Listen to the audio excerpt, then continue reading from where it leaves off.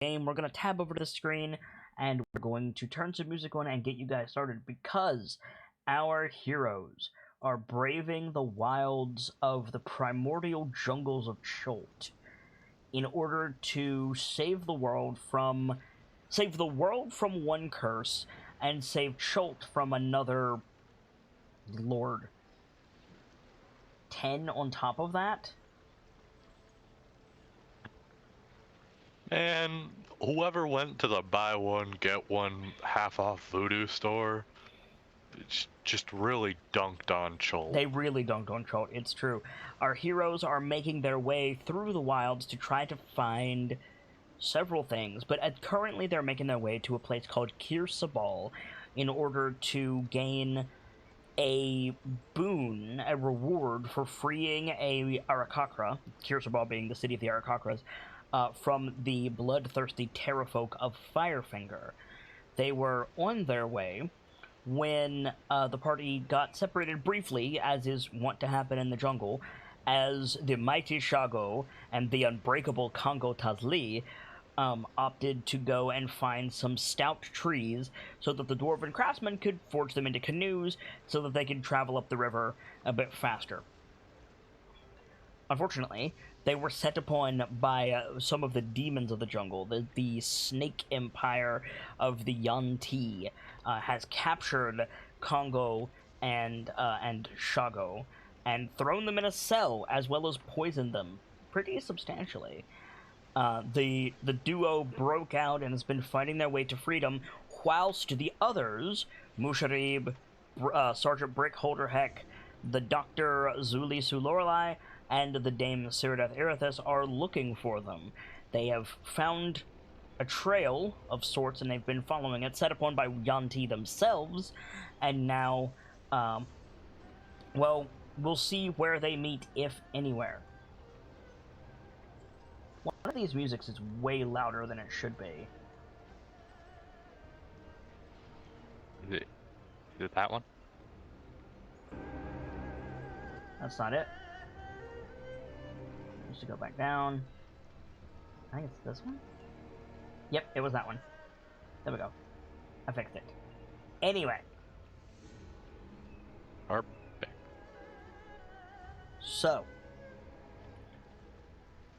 I think we're going to pick it back up with Shago and Congo, who've been fighting their way out of the underground holding cells of the Yuan-Ti, where they take their captives for some purpose.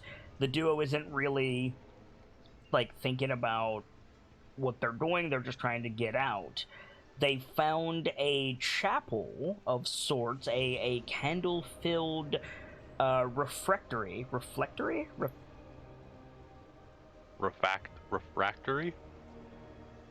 The thing in hotels. I don't remember what it's called. The, like, cloister where you can go and, like, have a religious moment in hotels. I don't remember what it's called. I've seen them in hospitals, too. Reliquary? Is it a... I thought a reliquary was an item.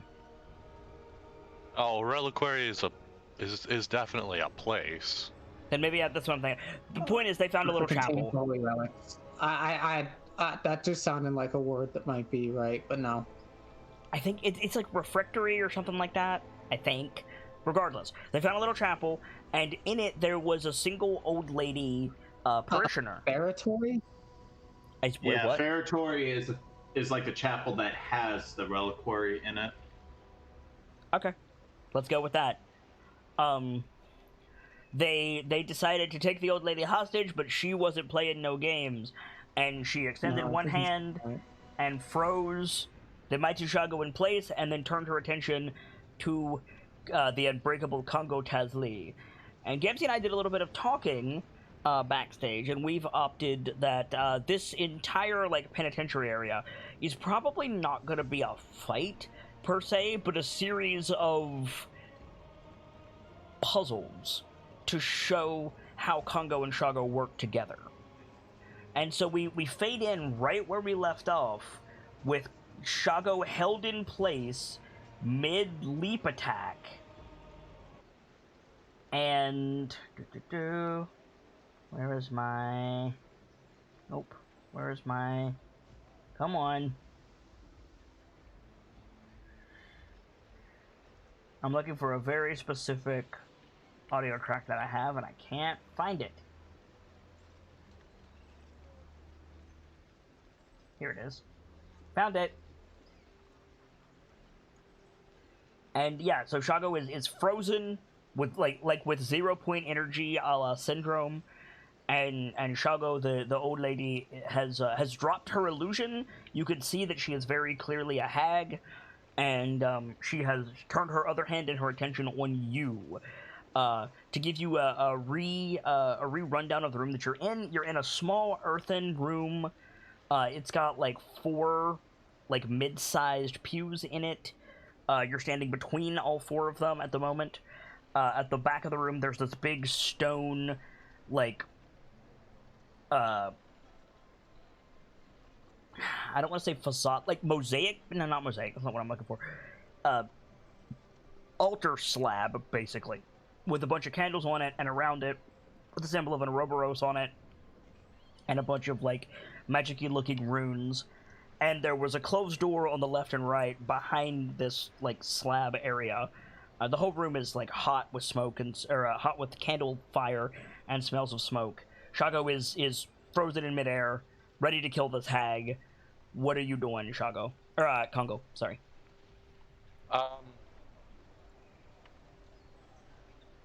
I mean, first of all, first thing my mind goes to is like, does Congo know what a hag, what this lady is?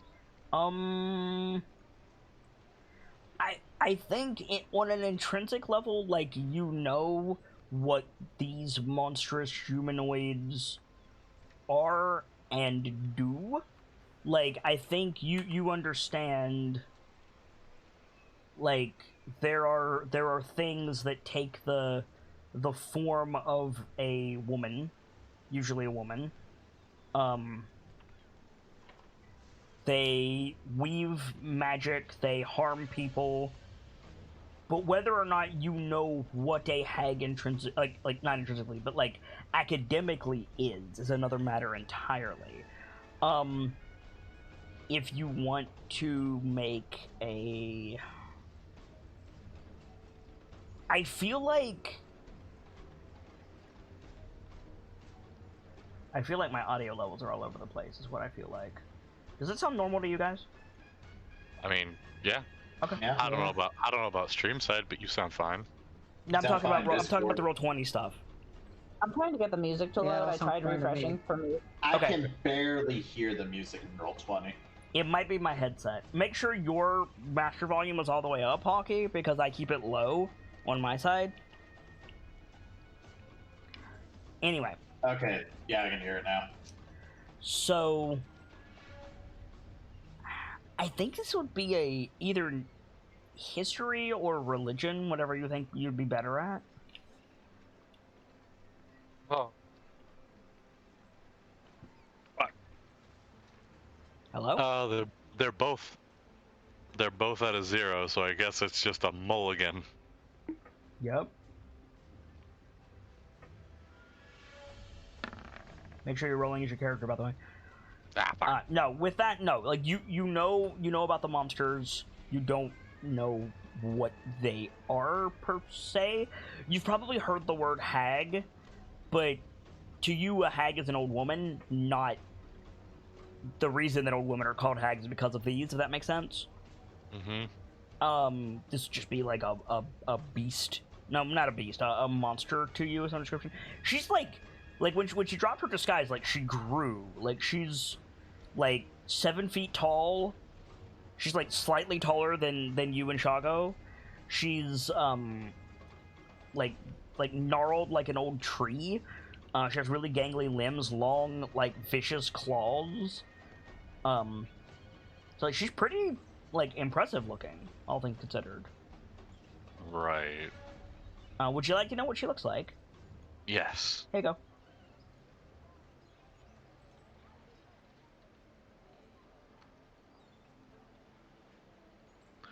Ah, yes. White screen. What? It didn't go? I can see it. That's really took a while to load for me. I can see it. Roll20 is doing its thing tonight, apparently. So what's your play, Congo?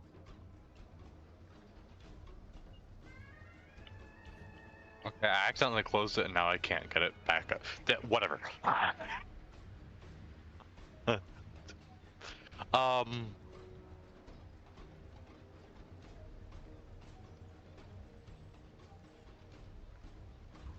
So my first thought is to pull a bluff. I know I have. I remind you, the last thing that you said verbally was, "Oh crap, she saw me. Kill her, Shago." Well, no, well it was. Oh shit, she knows. Shago, get her. Wait, yeah, I mean, same difference. Yeah. One doesn't imply immediate death, though. I mean, the man was jumping in the air like Spartacus with two falchions. Yeah.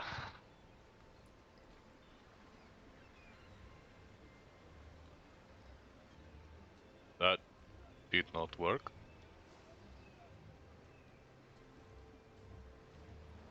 So, let me be clear. The time for talking is past. She, like, froze Shago with a beam of energy coming out of her hand, and then she turned to you and is about to zap you. Oh. Yeah. I'm sorry. Did you say there are pews in here? Yes. I'm ducking behind one of those. Okay, there we go. Does she have, like, a directed... With Congo, I gotta be very aware of my environment. Yes.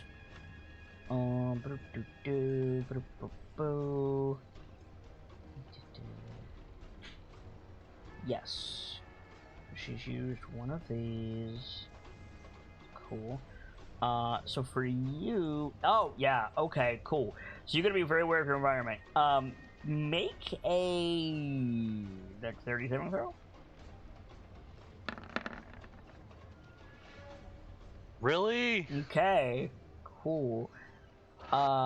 So that was a lightning bolt. Oh, it's gonna be one of those nights. Yes, it is.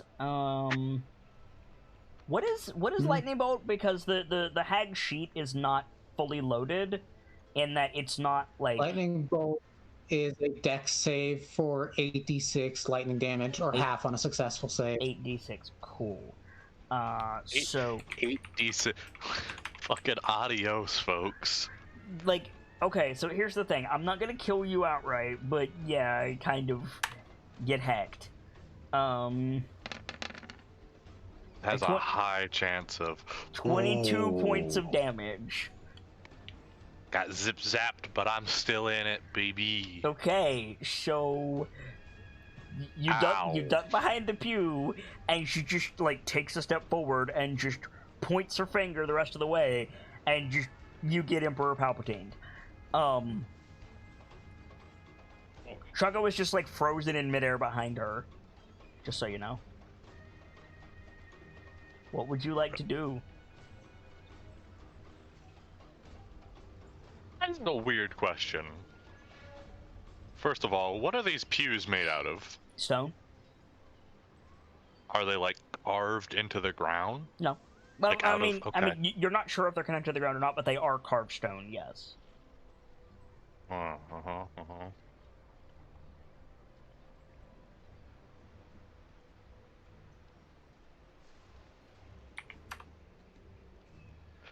Yes.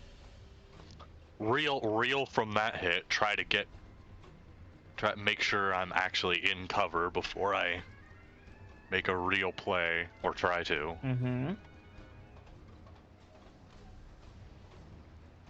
Now are these the kind of pews that like the back goes all the way to the ground, or is there like space underneath them? So basic. It's basically one piece of stone. Okay. It has two wide legs, one at each end, which comes up to the side, forms the seat, and the handrest of the seat, and then that whole process sweeps backwards into the back of the thing, backwards and upwards into the back of the seat. So there is not a Someone could crawl underneath one of these. Correct. Okay. First thing I'm going to try to do is lightly test if I can lift these. Make an athletics check. Without doing my best without coming out of cover to do it, but... I mean, there is absolutely no way you're going to pick one of these up without cover. This is a small-ass room, dude. Okay. Well... But with a natural 20, yeah, you could just be like, yeah, nope, pick this thing up. This thing is heavy. Like, the stone groans when you pick it up. There's bits of dust that falls over. Like, it is... To say you are heavily encumbered is an understatement. The fact that, like, okay, bluntly, the DC was 25. Oh, wow. These are heavy boys. So... Now listen, I'm not even gonna try to say anything about this positively.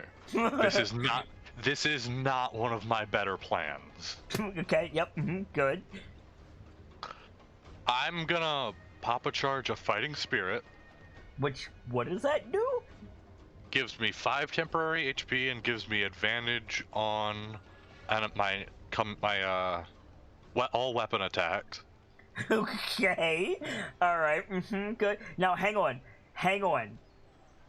To be clear, do you have to be proficient with the weapon? It does not say I do. Since by your battle can shield you and help you strike true. As a bonus action on your turn, you can give yourself advantage on all weapon attack rolls. Wow, okay, yep, So, I'm just gonna give it everything I've got and try to smack this lady with this thing. I'm sorry, I just heard the fox slowly, laughingly fade out. No, okay. So this will be a weapon attack, a strength-based weapon attack that you are not proficient with, but you have advantage on because Fighting Spirit.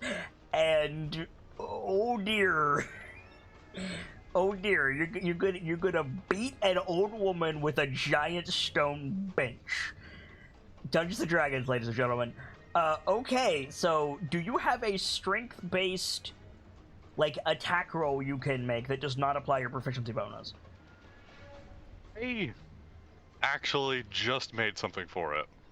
Cool. Go ahead and roll that attack. You have advantage. This thing's AC is not that high. It doesn't matter. You hit her. Okay, so, how do I calculate the damage? How do I calculate the damage of 10 canning this woman? Bludgeoning damage is probably the type. It is certainly bludgeoning damage. It is a stone pew that took a DC 25 to pick up, yeah. The sheer weight alone is going to carry this over. I don't think you can apply your strength bonus to the damage. I don't think it's so much hitting her with it as it is opening it vertically and then having the tree fall on her, right? Right. You can always apply more downward force to something when you do that, though. Sure, but the risk of its platform sliding back and taking out your legs, if you do that, is very high. True. I'd rather not then. Okay, cool. That being said, this is just First of all, I love chat.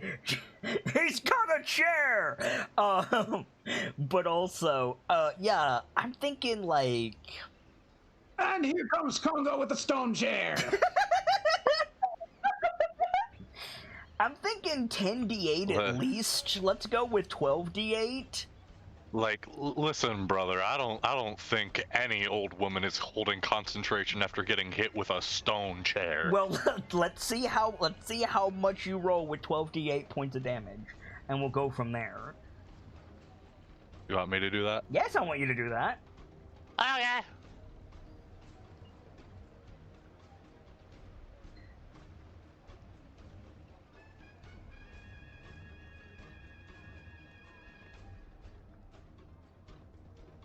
Also, this lady has a weirdly high strength score, and I'm not sure why.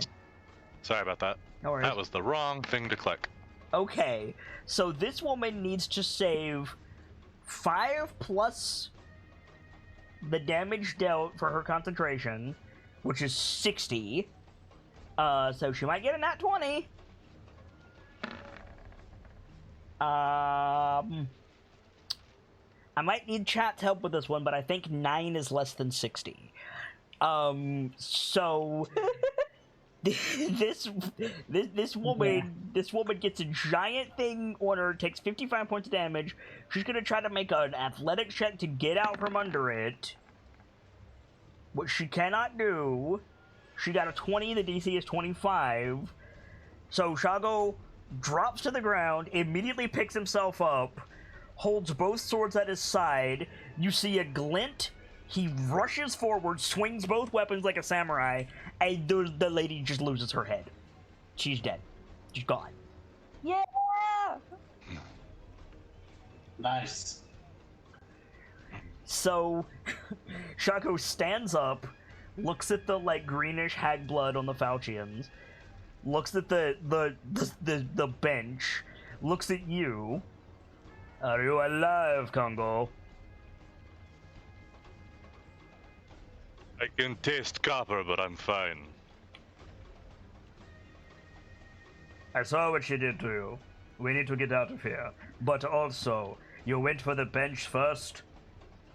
It was the only weapon I had immediately available to me behind cover.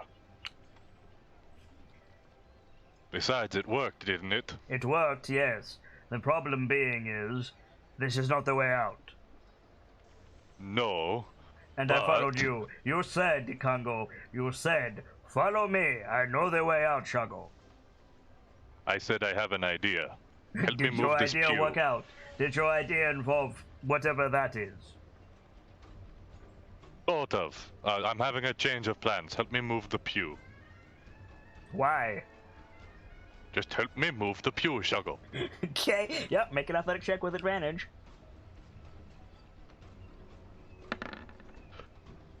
Okay, yeah, between the two of you, haul the pew up, okay. I want to search this lady's body. I'm gonna tell you right now, you absolutely do not want to search this lady's body. But okay, make an investigation check.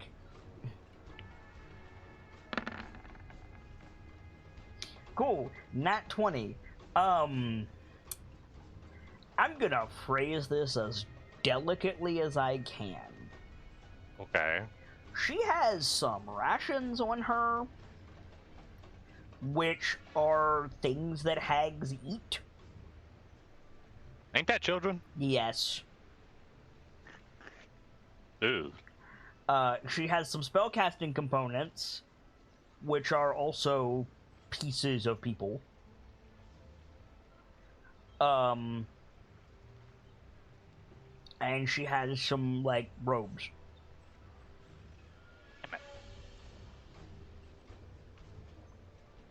Really hoping she'd have something I could use to get out of here. Help get out of here. Let me make absolutely sure that she doesn't have a weapon. Because she might... I'm assuming that's what you mean by something to help me get out of here. Yeah. Something like that, or... like... I don't know, something. Let's see. Fair's fair. Usually when someone's packing that kind of heat, they've got a little more than just magic. No, she is primarily a spellcaster. No. She has, like, a lot of spell components, but she also has a lot of innate abilities, and nothing here can help you. Now, fair is fair. She does know plane shift, but it's innate. Right.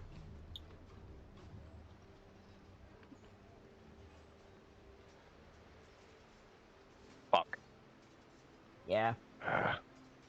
Damn it, she's got nothing. What were you expecting? I don't know, magic item, magic weapon, something. Usually when someone's got that kind of firepower, they're ready to back it up with more than just their powers. You dropped a rock on her. Your point?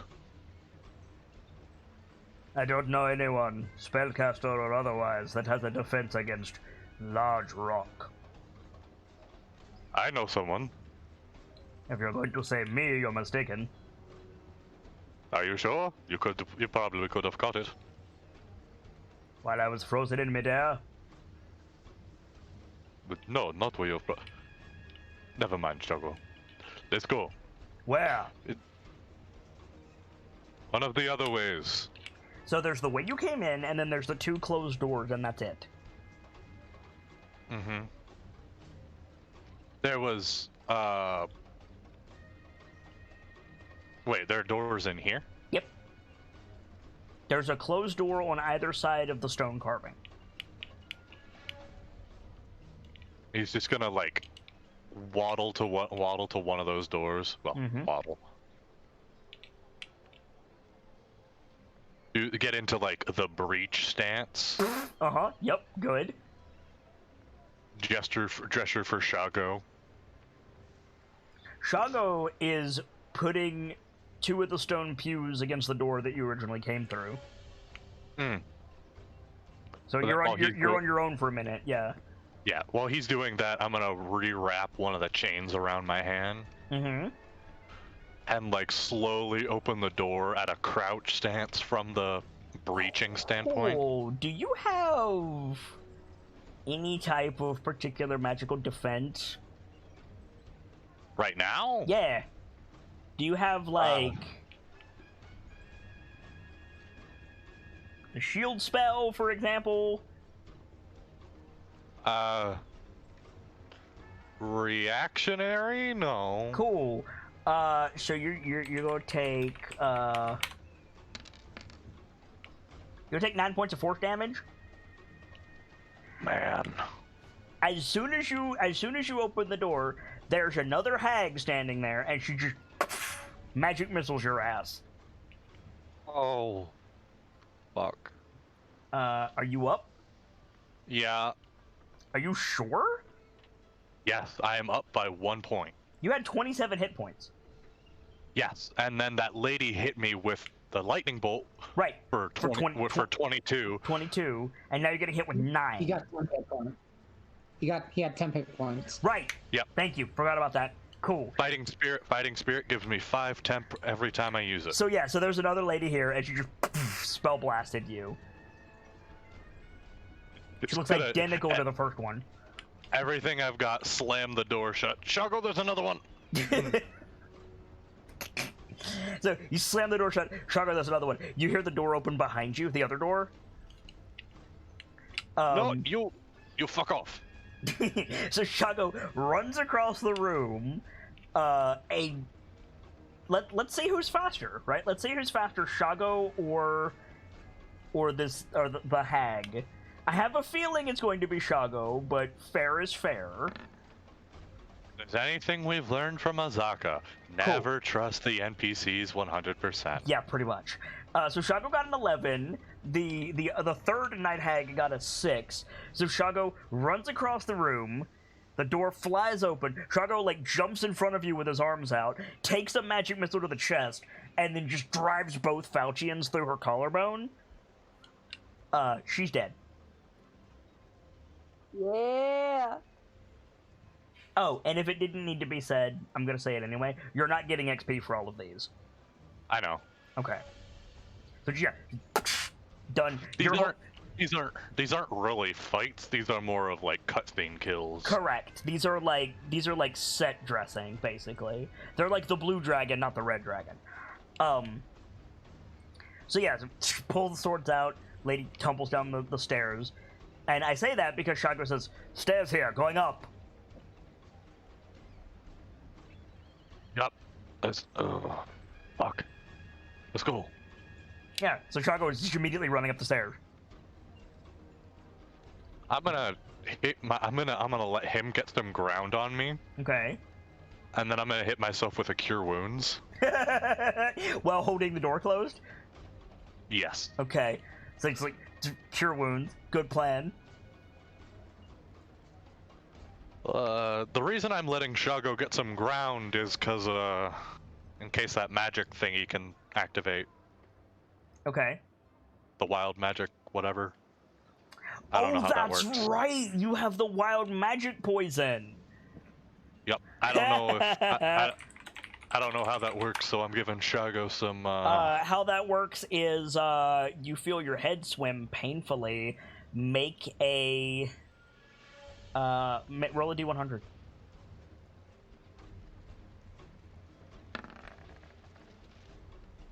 Wow. Nice. Okay.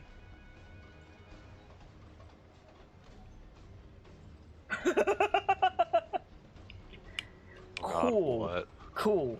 Okay. So, two things happen because they're both really funny, and I can't decide which one is better. Oh, okay, great. So, the first one is your hands are bound in locked iron manacles. Wait a minute. Your hands are already bound in locked iron manacles. That's why that's funny. So another set of manacles appears on your hand over top of the previous ones. So your hands are now stuck together. And the other thing that happens is you see a corpse of yourself fall prone in your space, and you turn invisible.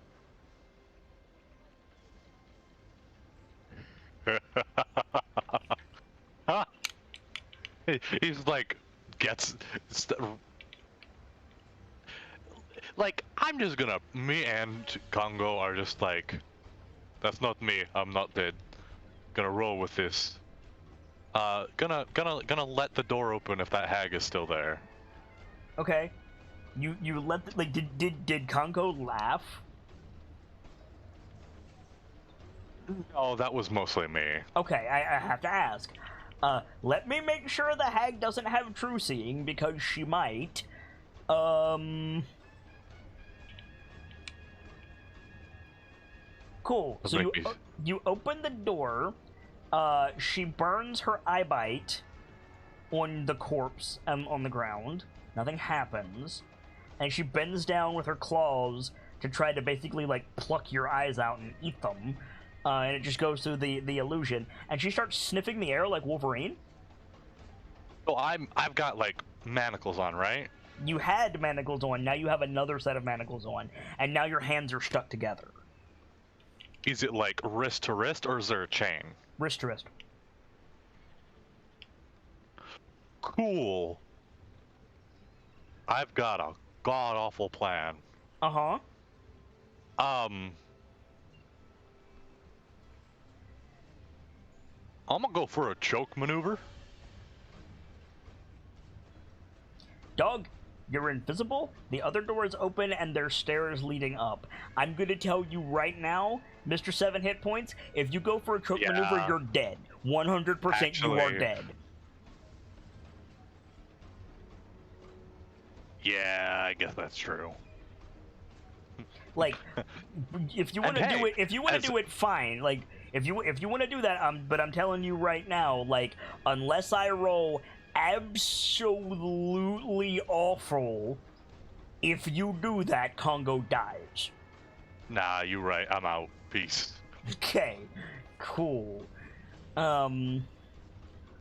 So up the stairs you go, passing by Yanti corpses. You're going up a spiral staircase, with, like, I don't know what they're called, but, like, you know how in underground hallways and rooms and buildings, there's those alcoves where windows would be, and they usually have, like, candles and sometimes art in them? Yeah. You pass a bunch of those. And you get to the top of the stairs, and the door is open. It's over. It's a catwalk type situation. It's got stone pillars on either side, like beautiful stonework, like curved, like windows, like looking down over the penitentiary area. And you can see now that, like, the pit that you were in is massive. You're at the top of it now, looking down, and in the middle of the bridge is Shago, locked blade to blade with a giant snake man. Oh, jeez. His lower torso is a snake, all the way down, which the snake part is easily 12 feet long. His upper body is like a scaled humanoid. He's got a big cobra's head. He's got one falchion. Shago's got two, and he's like slowly forcing Shago to his knees.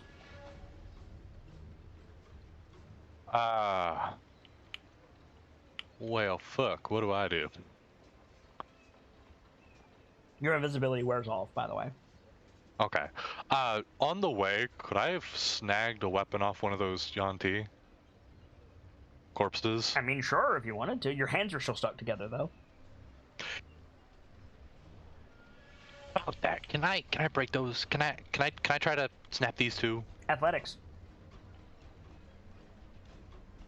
Ooh.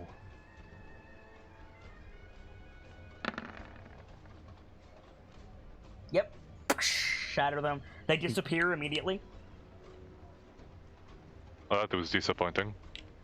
I mean, you have the other ones. Yeah.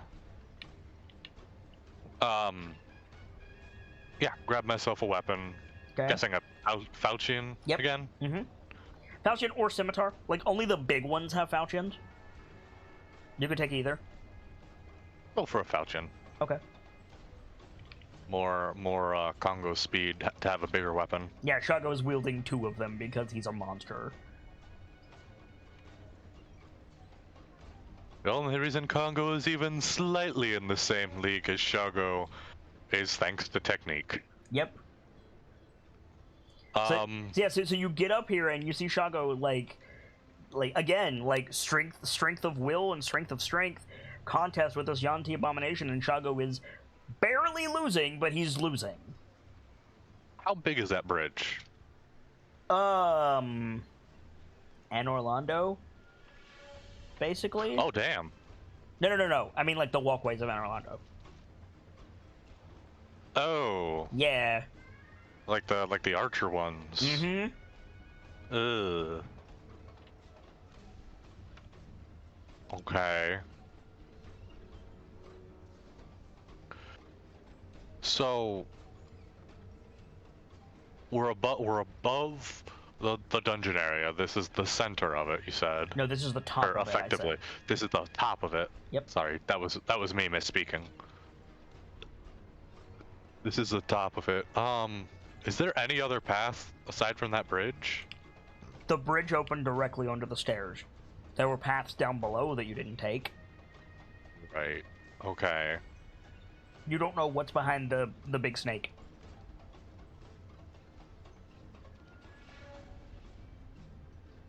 I think none of the if I try to go find out, Shaco's gonna get dunked on. What were you gonna say? If any of them had any sort of like ranged weaponry. You probably would have noticed. A couple of them had darts. But they didn't have like crossbows. You know, darts are not fantastic, but that might be enough. Okay. I mean, you are also a projectile. Something to consider. I am a projectile. Depending on what you're trying to do, I mean. Mostly just, like, help this guy enough to give Shago an advantage. The best way to do that would be to just shoulder check him. Just, like, run in there and just shoulder check him. Because he can't defend right now, because he's blade locked with Shago. That's true. So if you just fucking football tackle him, if you roll well enough, he's going over the side. Yeah. Is that, like, would that be an athletics check? It would be an athletics check. Normally you would have disadvantage because he's bigger than you, but he's currently at the end of his strength, right? Like, he's fighting Shago, and Shago is almost as strong as he is, so because he's locked in that, you don't have disadvantage. Okay. Because that's what Shago's trying to do. Shago is trying to throw him over the side. I'm gonna do that. I'm gonna run in there and try to shoulder check this motherfucker. All right, yeah, make an athletic check. The DC is 12. Oh yeah. So what does that look like? You bust up the door. You've got your scavenged falchion. Probably. I like the thought. It's kind of luchador style. Oh yeah. You know what I'm saying? He starts running down the bridge, slides past Shago, and it's like a rope. It's probably like gonna take all your momentum to do that. Sliding has massive friction. True. The thought also comes to mind of doing it like the movie cliche style, but I don't think that would much work. There's a lot of movie cliches. You're gonna have to be more specific. You putting all my momentum into like hopping over Shago and kicking this thing. Yeah, that would work. Oh, fuck yeah, do it. That. Like, run up, roll across Shado's back, throw your body into, like, the topmost portion of this thing. His blade comes back. You hear, like, the ring of metal. Shago grunts as you land on the other side of the snake. The snake's not moving. You hear its falchion hit the bridge. It, like, slithers back. Shago's got both falchions speared into his chest.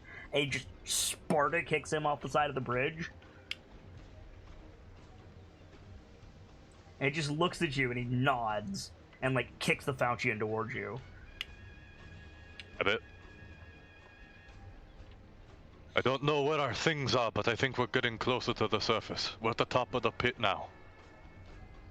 I'm inclined not to look for them. I'd bet you the others are looking for us, so if they can arrive, I'd be much more inclined to look if we had backup. I'm more inclined to be rid of this place, Congo. I can make do in the jungle with these. We can resupply in Kirsabal. I won't have the things I need, Shago. What do you need? I had armor, I had magic gauntlets. My weapon was specially made, Shago. Can you... I know you're at low HP, but just for the sake of it, how much HP do you have left? Right now, yeah. 7. I was planning on pumping a little more in. And what's your current armor class? My what? Armor class currently. 13. Okay. So, you see Shago, like, rear back.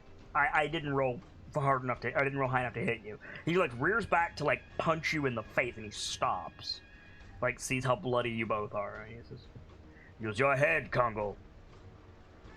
We don't know if it's here. We don't know where it is.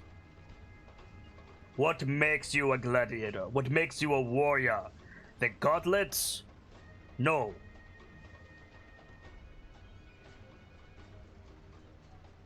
Like, long, deep sigh. You sound like my mother, Shago. Let's go. That's what I thought. Like, pulls the falchions out again and starts running. And yeah, and we cut to the other 4 making their way through the jungle. It's a bit quieter on their side. I don't want that one. By a bit. That one's too quiet. Hang on.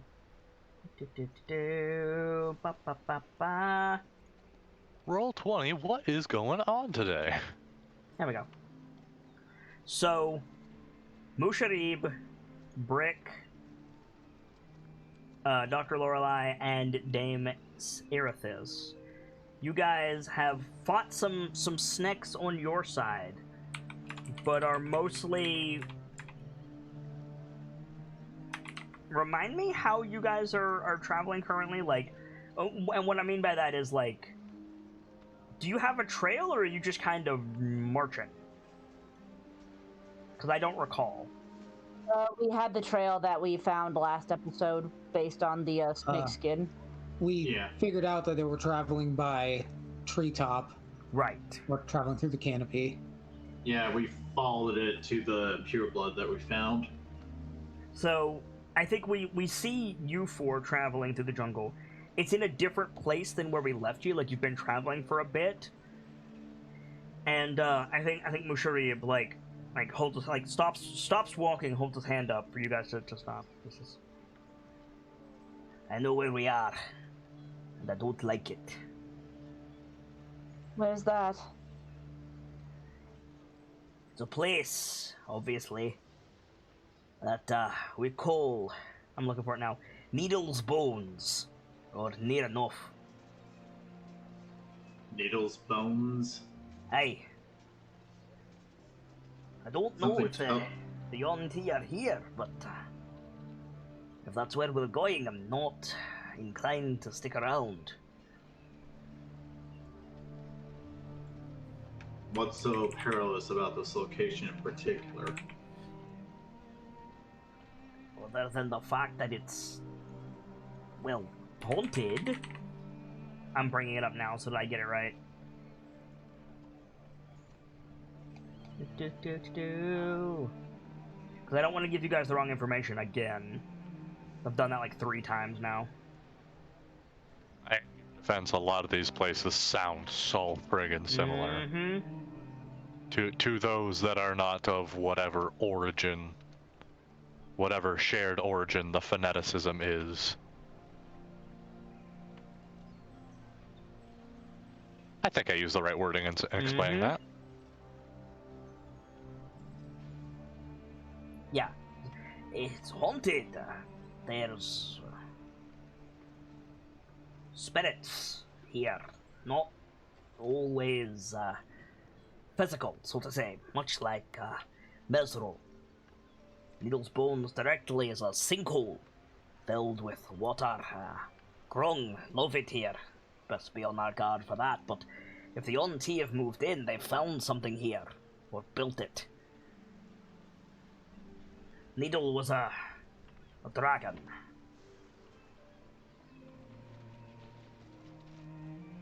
Big one. I think of that mention, like, sort of just, like...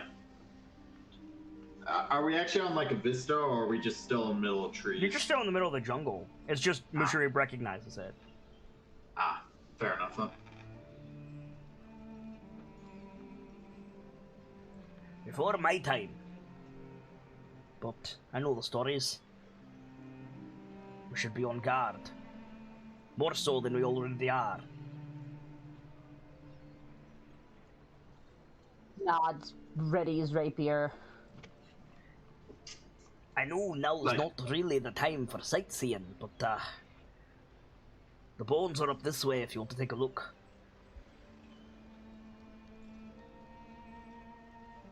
Suppose it's worth it. Excuse me. Suppose it's worth a look. So it, like, leads you up onto a vista of sorts. And I have a thing to read off for you. So you stand on, like, climb up to a hill, the trees part. A wide sinkhole yawns before you. The earth around it littered with bones of some description, bleached white, covered in some insects, mostly like slugs, and like weirdly wet. The opening is 90 feet across and roughly circular, and the stone walls or the earthen walls are nearly vertical. 30 feet down, the sinkhole is filled with murky green water, full of like various types of frogs. You don't see any growing immediately, but it's just full of frogs, and also a lot of floating plants. Above the sinkhole, rising out of the murk, there's this giant rib cage with like wing bones attached. Very obviously a dragon, but it's completely covered in like lichen, moss, vines, and such. Like, you can tell it's the shape of a dragon, but it looks like jungle foliage until you're looking right at it. The water is choked with vines, but it doesn't seem to be super deep. And you do notice a, like, murky, like, tunnel carved into one side of the sinkhole. Fascinating. Do you think that tunnel's worth checking out? Depends on what's in the water, frankly. Doctor, do you think your spear might help you here? It could. Well, the spear will keep me safe against aquatic creatures. There could be non-aquatic things in there, and it wouldn't hurt to take a look, but at the same time, we are on a mission already. Yeah, a question I've got now that it's coming up. Mm-hmm. If something is water dependent, like the grung, like does that count towards the spear's invisible effect? No, because it specifically says like creatures of the water, and by that I mean like fish, sharks, krakens, tritons, to a degree, mermaid. Like grung are creatures of the jungle, not creatures of the sea. Right. They're still creatures of the water because they have a dependency. Yeah. They need to be submerged at least like once an hour or something. If the doctor was completely underwater and a grung was also in the water, maybe I'd give them disadvantage on a perception check. But the doctor wouldn't be invisible, no. Okay.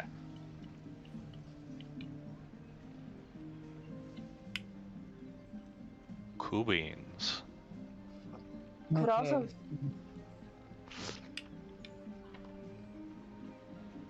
Go ahead.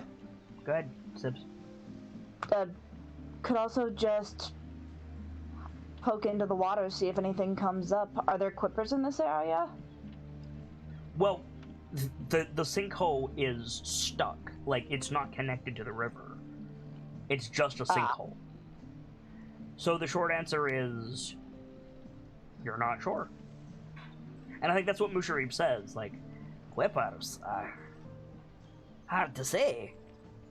Quippers certainly could have been dropped in here by any number of things.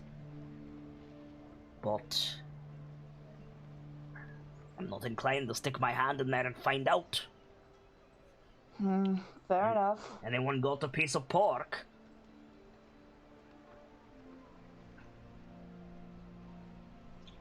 Do we have? I think we might have some meat in the haversack, yeah. Do you? I thought we did. Someone have the list again? There are rations in the haversack, but... I mean, what did we do with the meat from the beasties? I thought you left most of it. Probably. Because you said you didn't want to carry it. Pulled 100 pounds off of it, but there's no way we would have left all of it.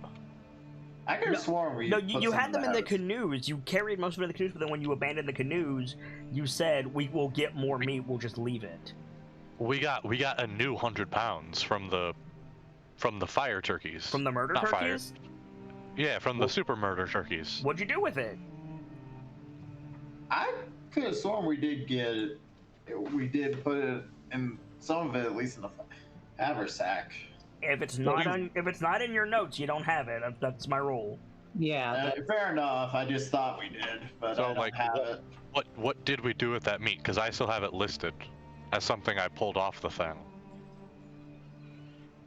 I mean, how many of us are there? It could just be as simple as we already ate it. There is no way 7 people ate 100 pounds of meat in a day. No way. Fair.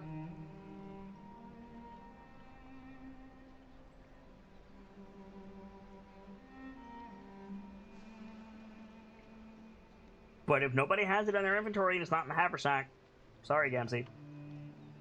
Fuck. This is why we take notes, friends. So does anybody have meat of some description? My guardian emblem is gone, my pike is gone, my hand axes, my net. Oh fuck, my entire inventory. I haven't been carrying rations on me, but does say there's rations in the haversack. Okay. Well, and I got rations on me as well, just in case something happened to Zach. I'm not gonna say your rations don't have meat in them, but it's probably like not great shit. I mean, no, it's perfectly acceptable rather. I would even say it's good in some cases, but Then the question is specifically, do any of you eat meat with your rations? Like, the only person who I would question if you were like, I do, would be the doctor. But like Cyrodiil and Brick, like I feel like, I said Brick especially, I imagine you have sausage. Oh yeah, definitely. I think Mushari would slap you upside the head if you didn't. Well, no, I'm not even talking about because he's a dwarf. I'm talking about because he's a fucking, he's a fist. Huh, I was under the impression sausage was a very common dwarfish food item. I mean, it is. But Brick isn't a dwarf's dwarf. Fair enough, then. I mean, case in point, Musharib carries a flask, Brick doesn't. Again, fair point. So, Brick, do you have meat in your rations? Probably. You want to use some on this water? Yeah. Okay. You pull out a little bit of sausage, you throw it in the water, and yeah, there's immediate like activity beneath the surface.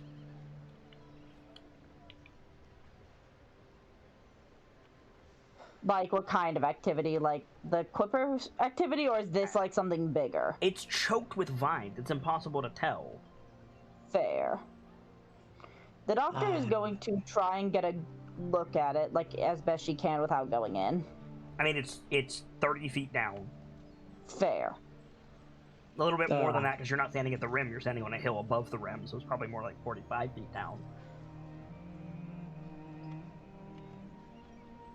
Aye, best to avoid the water. The water. Only problem is there's nothing there except water. Like there's no path down. There's just 30-foot drop, stone sides, and then vines and water. I mean, I guess you could climb down the vines, but like, yeah, nothing obvious. Well, shit.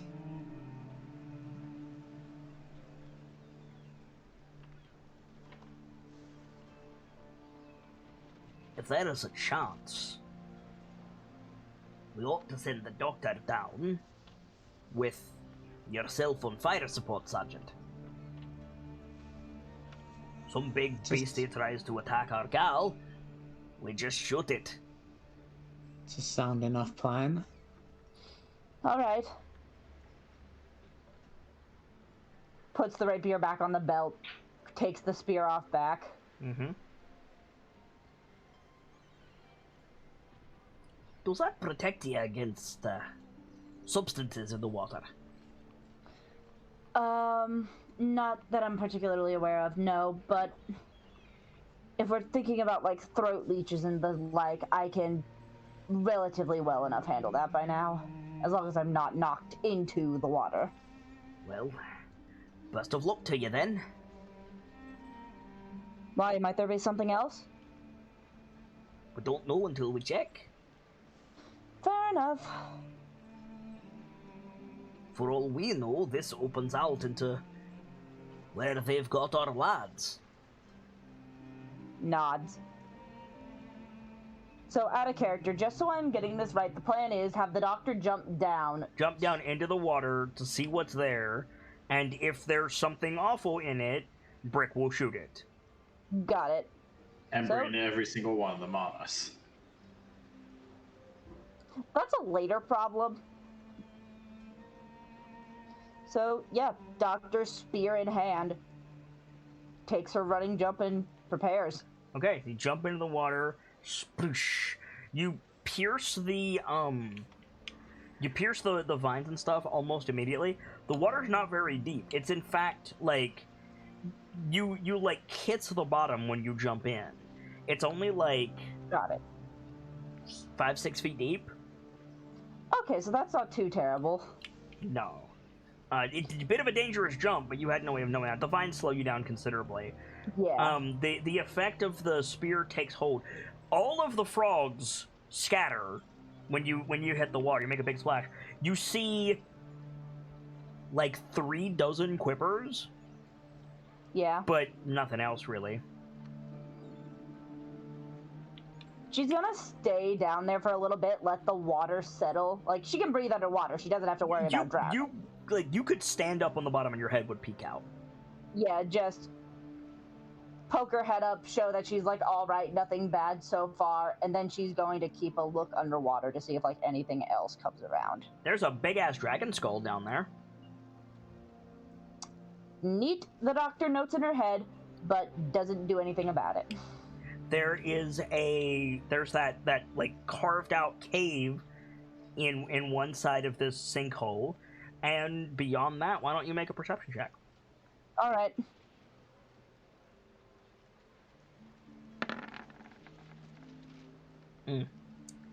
That is all you notice, aside from the 3 dozen quippers. Got it. Doctor is gonna like stand back up, kind of like just poke her head out of the water, thumbs up. It's somewhat shallow, but relatively nothing too dangerous, other than the quippers. How many? Dozen? Few dozen. Few dozen? Few dozen quippers. You might want to get out of there, lass. Indicates the spear, but starts walking her way to the side anyways. Yeah.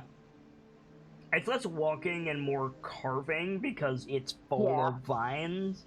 Yeah, just using the spear's tip to like poke them off to the side. Right. How are you not being torn to ribbons, precisely? The spear has a magical effect on it. I'm invisible to the quippers. Well, that's fine for you. What about the rest of us? I'm thinking about it. Okay. And, yeah, is there any other way down other than to jump? Climb vines. Would that take someone to the water? Yes. There's nowhere to stand. Got it. There's always the lightning stars, but last time we did that, we all remember what happened. But then again, I didn't see shit. I didn't see anything too particularly dangerous, so I just need to get out the water before I do this. Wait, can we talk about the fact that this fucking pool of water is like some people's nightmare when it comes to swimming? Oh, it absolutely is. Yeah. Bunch of vines, bunch of little swimmy things, ton of frogs, gigantic ass skull. So, Doctor, Yeah. you hear a metal hinged door open. Where did it come from? The tunnel. Congo, you and Shago bust through a door, and you're met by a pool of water. The doctor like points the spear out of reflex to it because choke. So Cyrodiil and Brick, you see Dr. Lorelei react to something, but you didn't hear anything. You have a shot, Sergeant? I don't know what's there. I'm not saying necessarily shoot. I'm just asking, can you? Of course I can, but All right. Then we see what happens next. Congo?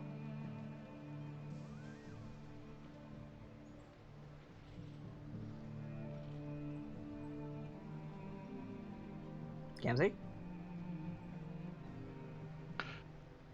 Q Congo's repeated, ugh.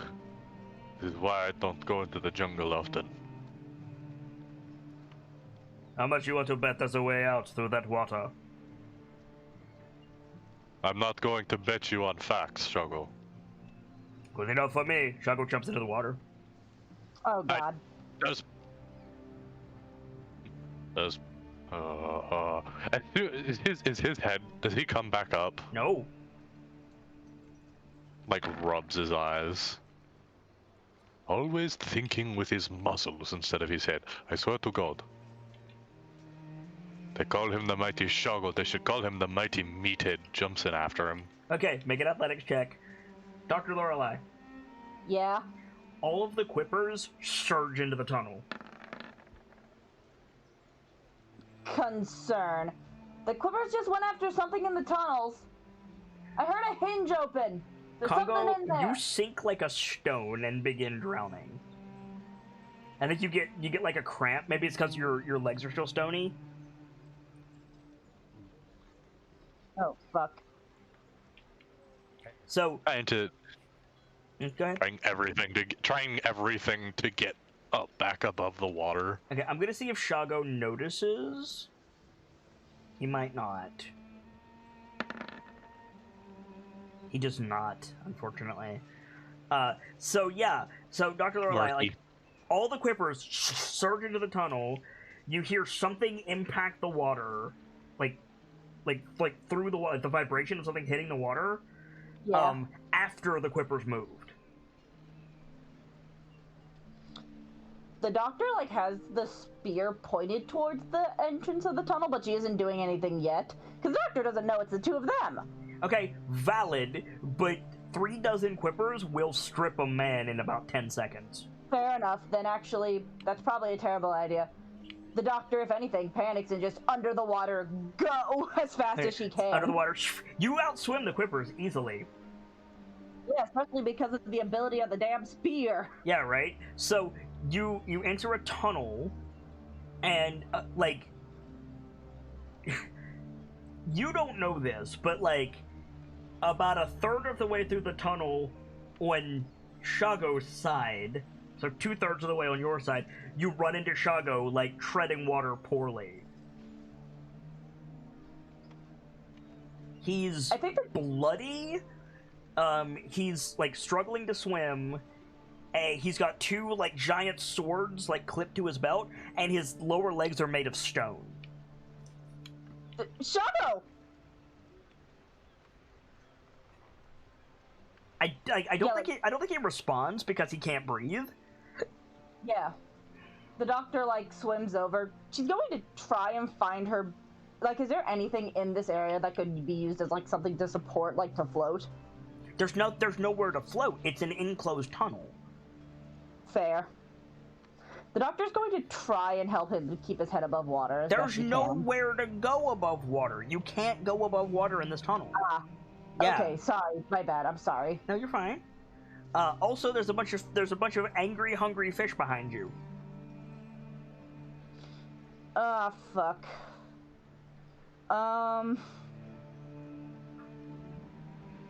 Clippers are tiny creatures, right? They're piranhas, so yes. Yeah, they're basically piranhas, but the problem is I have no way to get them away from us. If the doctor grabs Shago, he's probably gonna stab her. I mean... Wait, I'm stupid! The Spear of the Thread Caller has the ability to cast water breathing. Also, might want to deal with the Quippers first. Yeah. How? Tidal wave. Yeah, I was gonna say, like... Why wouldn't it work? I mean, move all the water from one place to another. I mean, it's less tidal wave and more riptide, but yeah, it would work. I wasn't sure if you could cast Tidal Wave on a pre-existing body of water due to how the spell is worded. And that would be my only use of the magic of the spear, because I only have 1 charge of the spells left. I mean, your other option is Lightning Bolt. Which will fry everything in the water, which is a terrible idea. Oh? So, if they're tiny creatures, that's 4 of them per square. Oh yeah, no, they are fucked if they fail their save. Like, yeah, then the doctor is going to do Tidal Wave, just like turn back, like Shago, turn around down the alley, good job, Kit, down the tunnel, fucking Tidal Wave these fools. All right, so is it Dex saves? Yes, I believe so. Wait, no.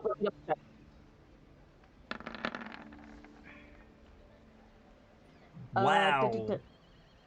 Yep, Dex save. They rolled really well. Yes. One of them takes full damage, and the other 2 are gonna take half. Go ahead and roll it. Remembering what that is. 48. 48. Okay.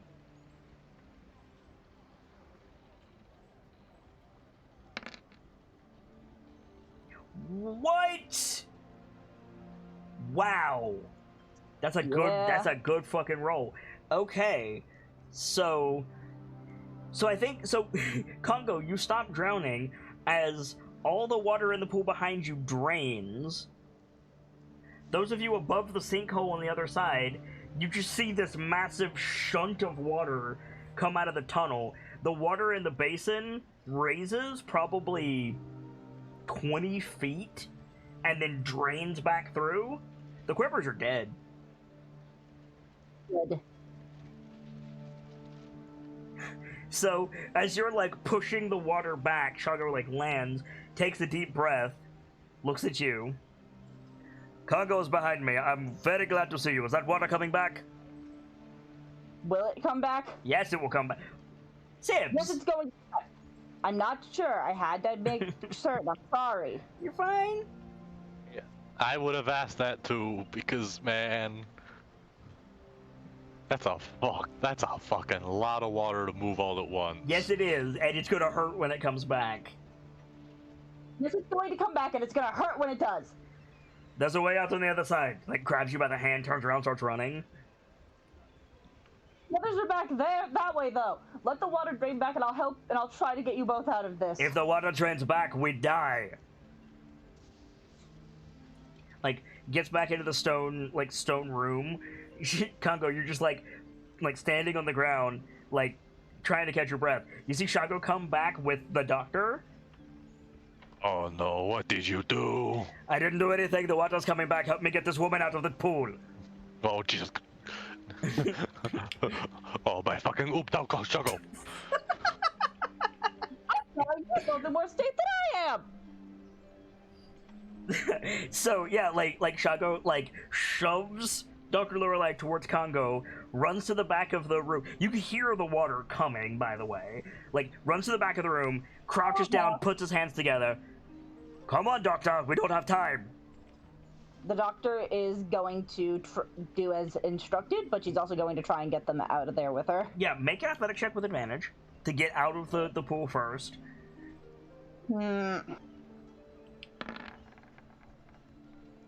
Cool. So yeah, 14, throws you up, you land on the thing, immediately drops back down. Yeah. Come on, Congo, you're hurt. Like, wants to argue, but he had to tank a magic missile and a lightning bolt today. Mm-hmm. So he really has no right to argue with Shago right now. Athletic check with advantage.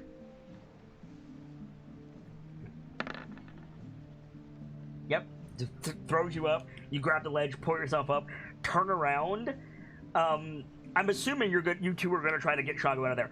Here's the thing: you can see the water. Fail this roll, and Shago is gonna take a shit ton of damage. Got it. I'm gonna bardic Congo for this. Okay. And that'll be my last bardic. But oh well, we kind of need a guide. So Congo, what are you doing? You gonna you lay on your stomach and hold your hand down, or what's the play here?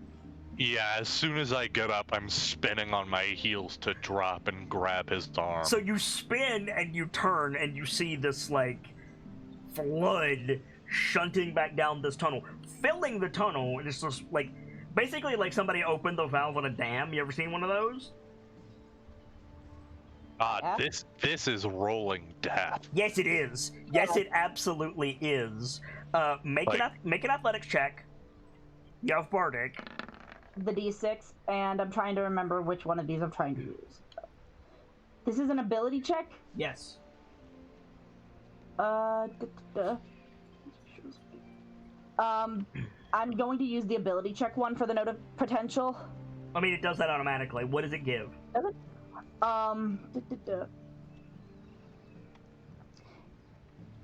Sorry, I'm trying to read it. When the creature rolls the Bardic Inspiration die, to add it to an ability check, the creature can roll the Bardic Inspiration die again and choose which roll to use. Roll as the colorful combo sparks for a moment. Roll 2d6, Congo. I like the thought that the recognition that... I'll take the 6. Cool.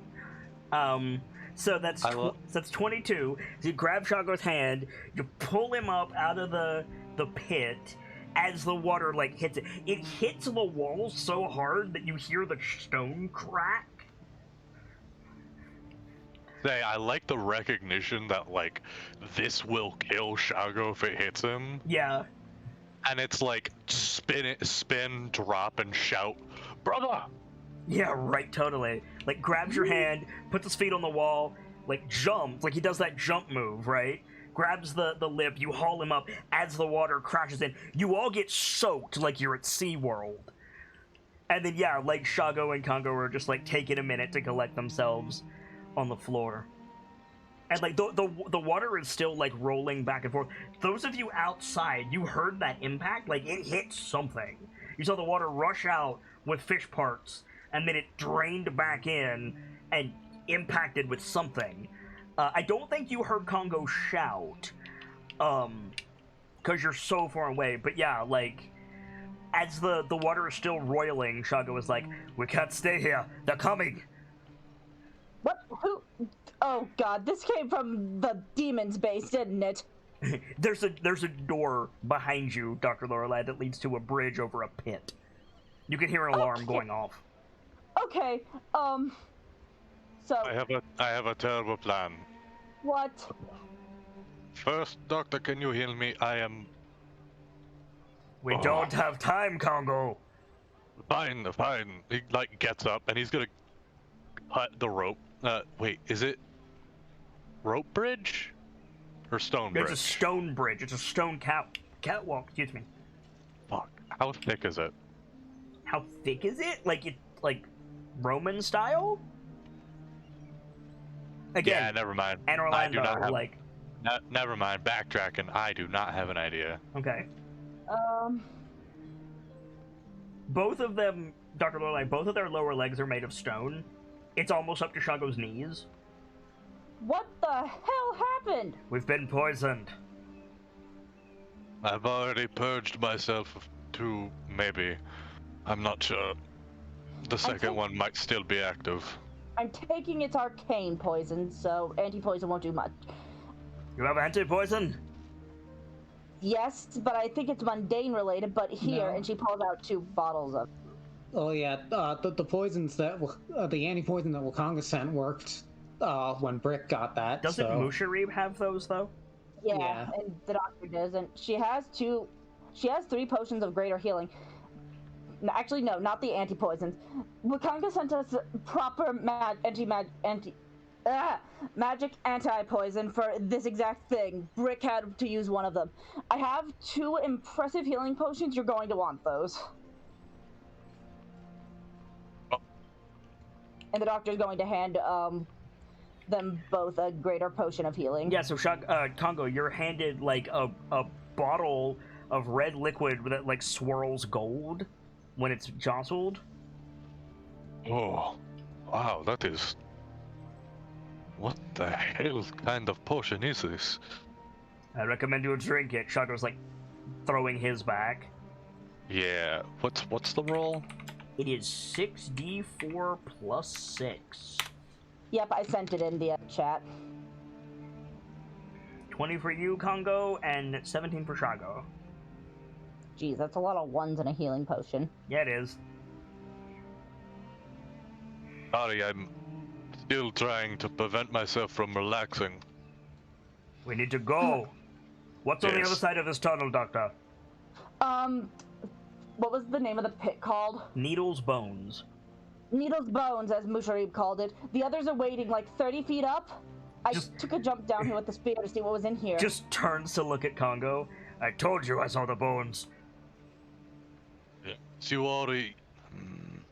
Whatever.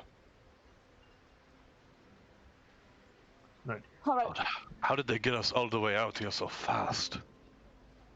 They're Couldn't have been demons. that long. Also, maybe those So- monsters have magic that can move us. I suppose. How long has it been, Doctor? What? how long has it been? About a day? Just about? It's approaching evening? Around a day, it's getting dark outside. That's Let's- fast. You made good Yes. time. You made very good time. Were you running? Bit of running, we found a trail due to a demon leaving their tail behind a tree. We don't have time for this. I'll explain when we get out of here. Agreed. I can swim, so I'm fine. I can help either of you if possible. I'll be fine, Doctor. Let's go. And, like, once the water isn't, like, going to smack our skulls against the water, yeah, the doctor's going to, like, kind I of... mean, you do not have time to wait for it to not do that. Fair. You're fine. Congo, you're going to be making an athletic check with disadvantage, as is Shago. Shago got a 15. The doctor is going to, like, stay a little behind, keep an eye for this to, like, make sure that they don't drown. Okay. So, Congo got a 19. So, yeah, the three of you go into the water. Brick, you see, like, ripples beneath the surface a few minutes later coming out of the tunnel. Doctor pokes her head up the stuff when she gets out of the water. It's going to be Congo first. Brick, what are you doing? Shit. Death, do you still have rope? You don't see that it's Congo. What's your first reaction when you see movement? Probably waiting to see if it's the doctor coming back up. Fair enough. So yeah, so Congo, you pop out in Needle's bones. Odd. If there weren't demons, I'd try to steal one of those teeth. Oh yeah, you see the big skull. Chago pops up next, then the doctor, because you said you were last. Yeah, doctor making sure nobody drowned. Congo, make a perception check. There we go. Okay, nope. We can climb out of here. Like, looks around. Musharib, are you alive? Hey, what about you? Barely. Sergeant, Dame, is that you? Hi. Yes. You fools made good time. Compliment them later, Shago. Need to find a stout vine. He goes over, like, grabs the vine wall, pulls on it, hauls himself, like, up onto his knees against the side of the wall. Alright. 26, yeah. This should do. He starts climbing up.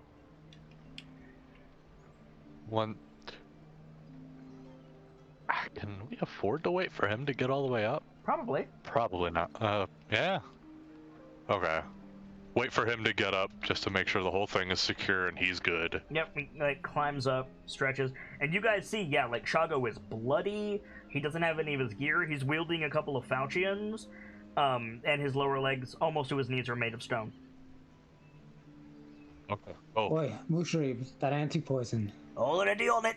And it passes a vial to Shago. Congo? Said Dr. Go. Okay. Dr. Lorelei, make an athletic check. Yeah. Okay. Yeah, that's about right.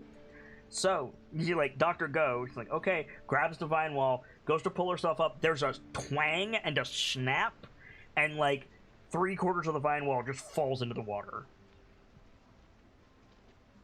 Great. Brick's gonna get some rope out of the haversack and toss it down. Oh, we are fucking cursed. Shago, like, No, looks at... jungle- Shago's, like, drained the bottle of anti-poison, he looks down, his legs are still stone, he sighs.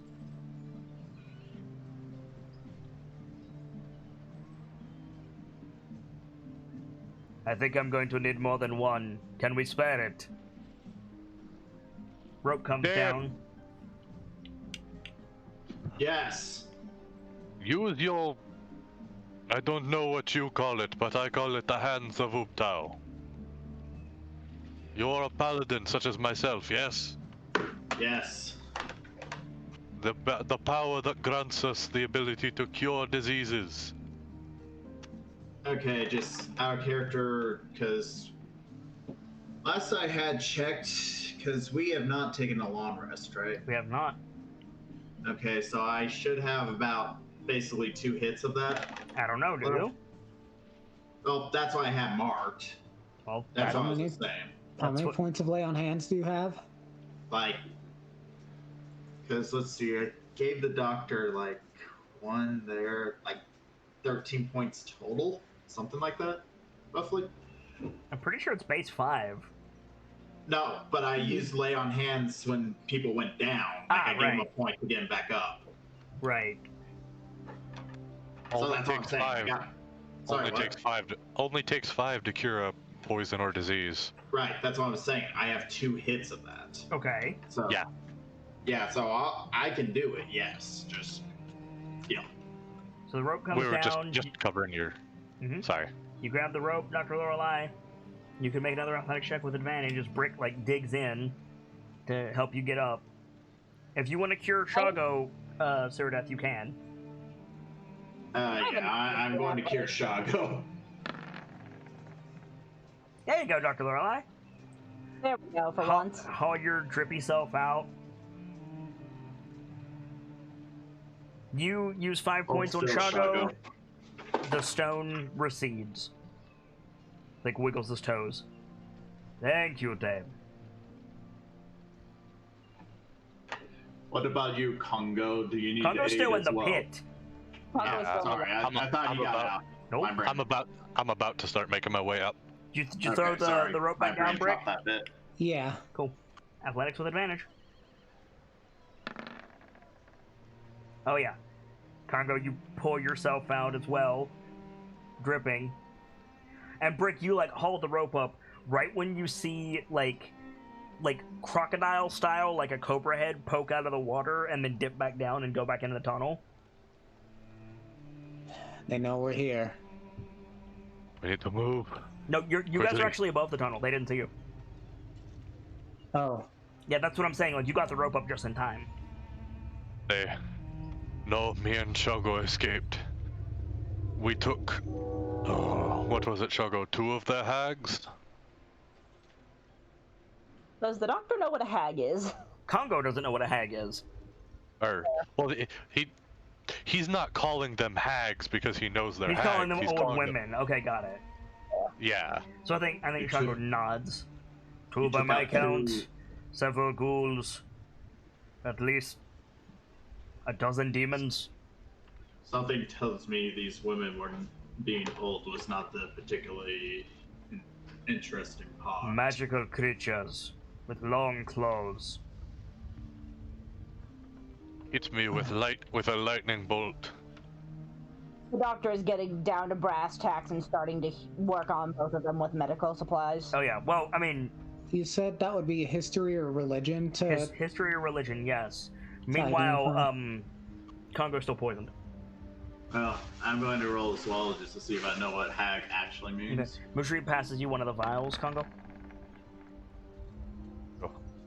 Downs it. The wild magic is gone. Is Shago or Congo worse off? The stone leg should be the one to be going, shouldn't it? Nope. I thought the thought wild he- magic was one time. You thought that. Fair enough. So, Brick, you can ask me 3 questions about hags. Ceradeath, you can ask me 4. Oh, goody. It's everyone's favorite game. They made different checks, so they get different information. Everyone's favorite game. What do I ask? Yeah, right? Meanwhile, if you want to give 5 points to Congo, you can cure that stone. Yeah, I'm going to give 5 points to Congo. Cool. Congo, cure the debuff is gone.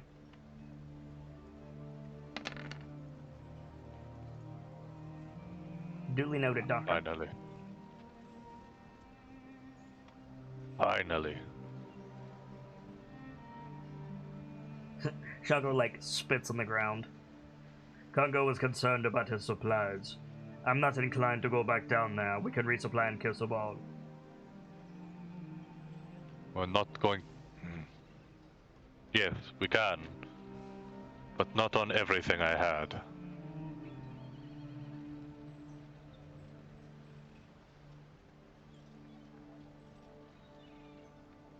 Well, It's a matter of if we don't reclaim those supplies.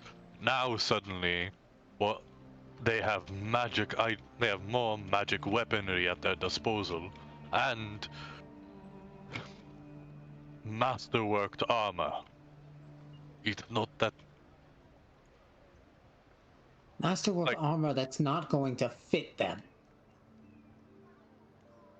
Please. With the magic the demons possess, give them a day. If it's only a day, it doesn't matter. What Congo is failing to tell you is that facility is massive. Hundreds of people. Hundreds of people. Twice as many demons. You Has want to be go... thrice. You said something about a large number of undead as well. Has to be thrice as many ghouls as there are demons. I'm Sounds not like going we back need to get down out there. of here. Sorry. Whatever supplies you had, they're not worth going back down there. I'll send someone wearing my supplies, and then I'll strip it off of their disgusting scales. Now you're sounding like a jungle guide. Let's go. Alright. Musharib hesitates. We're not staying here, Musharib. I'm just saying, while we're here... What? I want a tooth off of that dragon just as much as the next person, Mushari, but we don't have time. Legend says that Needle's Bones holds a treasure. Would it really hurt so much to take a look? Yes, it would. It very much could. Do you know where exactly the treasure is supposed to be? He gestures to the pit. I said exactly. Are we going to find it in the skull? Do you know exactly where to go to get it? Because if no, we do not have the time.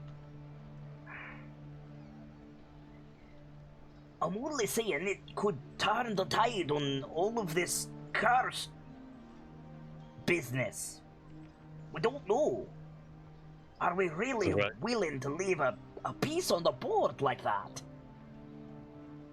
Musharib, I am not giving in to your gold sickness. We're moving. Doggo, He stops. do you remember how deep that pit was? A few feet, why? No, Shago, the prison pit. Who's to say the demons haven't already found whatever treasure this is? That's my point. I think they're looking for it. Or they've already found it and it's in their lair. We're not going in there. If he had it, I doubt we would have made it out very well. I think Shago just like grabs Mushri by one of his shoulders and shoves him like a naughty child. Go. Starts marching. Let's just get out of here. Agreed. Fastest, At the the very faster the least, better. I would rather us all be fully prepared before we go into the enemy's den like that again. Only way I'd go in there if we could is if we were going to blow the top off of it. Right now, we need to I'll be make right some back. distance. Find a place to bed down. You made good time getting here, but Needle's Bones took us closer to Kirsabal ultimately, but we've a ways to go, and I'm not willing to camp here. Any objections to Wow. moving through the night? None here. Yeah. None.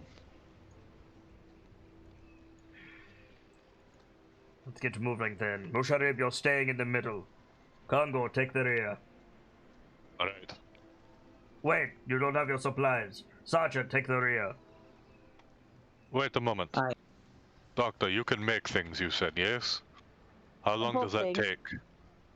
It's small, simple things, but Never mind. I'm pretty sure you can make a weapon with that. But can she I'm make a double-checking. pike? Can you make a pike or a whip? What's the limitations on this? I need to check. I mean, sending let- for a check to see, so Just let her check. She's already got it. the limit. The GP value can't be more than 20 times your bard level, and the item Must be medium or smaller. Okay, yeah. Your bard level's 4, Yes. so an item up to 80 GP. How much would like a pike or a whip be? Much I'm less gonna- than that. Yeah, I'm gonna check that right now. But are they too big is the better question. No. If it's medium or smaller, that's plenty. Yep. Consider that, like, Dawn's weapons are huge. Huge. Or large. Mhm, they're huge. Yeah, but, like, any human-sized weapon is going to be small or medium. Yep. I did just notice this detail. The item glimmers softly, and the creature faintly hears music while touching it. Nice. So what are you creating? I was adding the falchions for Shago. Well, I Oh, believe... yeah, a pike is only 5 GP, so... Yeah.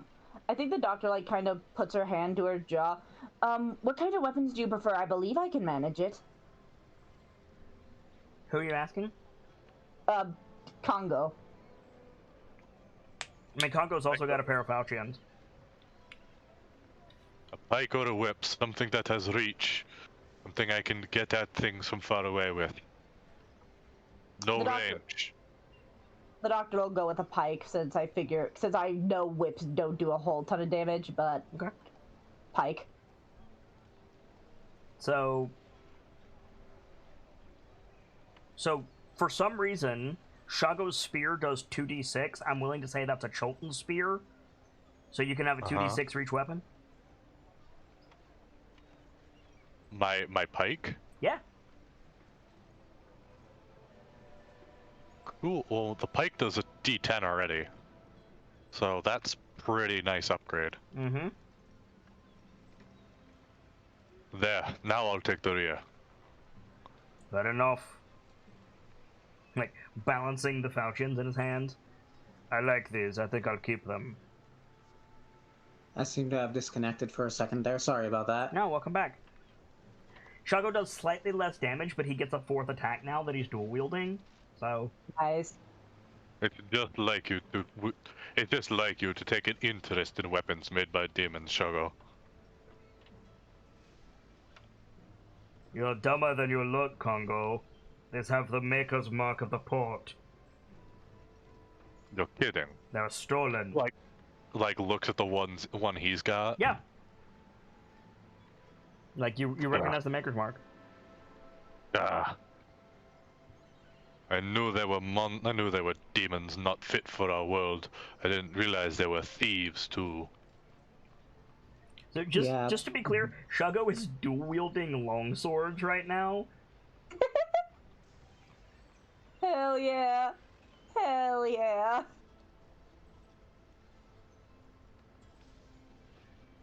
Also, if Shago had questioned Congo calling him brother, I had a great line planned already. I don't think he's gonna question that. I think he understands. Like, Oh, If he had, I was gonna reply with, "Oh please, my mother took better care of you than your own." I mean, valid, completely Ouch. valid. So Shago is gonna lead. He's gonna roll survival, and the plan is to push on through the night. Yeah, as Yep. best we Yeah. can. Cool. Yeah. Make distance between us and the demons. We'll go ahead and reveal that square for you guys. You press into Kirsabal. And yeah, like, it's mostly, like, tense movement, like, stopping constantly as Shago is, like, looking out for enemies. I think there's one scene where, like, something... We don't actually see what it is. We don't know if it's an abomination or, like, an anaconda or, like, a giant, like, one-team mutant snake. But, like, we see something scaly, like, slither, like, across the treetops from you guys, and Shago's, like, got everybody, like, crouched down, you know, like, quiet. But eventually, probably, like, just enough time in the night for you guys to get a long rest before setting out again, Shago calls for a stop, and you guys can set up camp. Which Alright. you do, and for the first time in a long time, Shago and Congo can sit down. Is there anything anybody wants to do at a camp?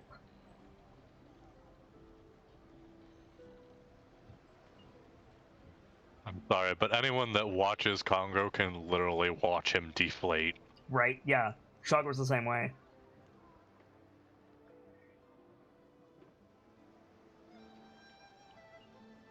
I would rather never experience that again.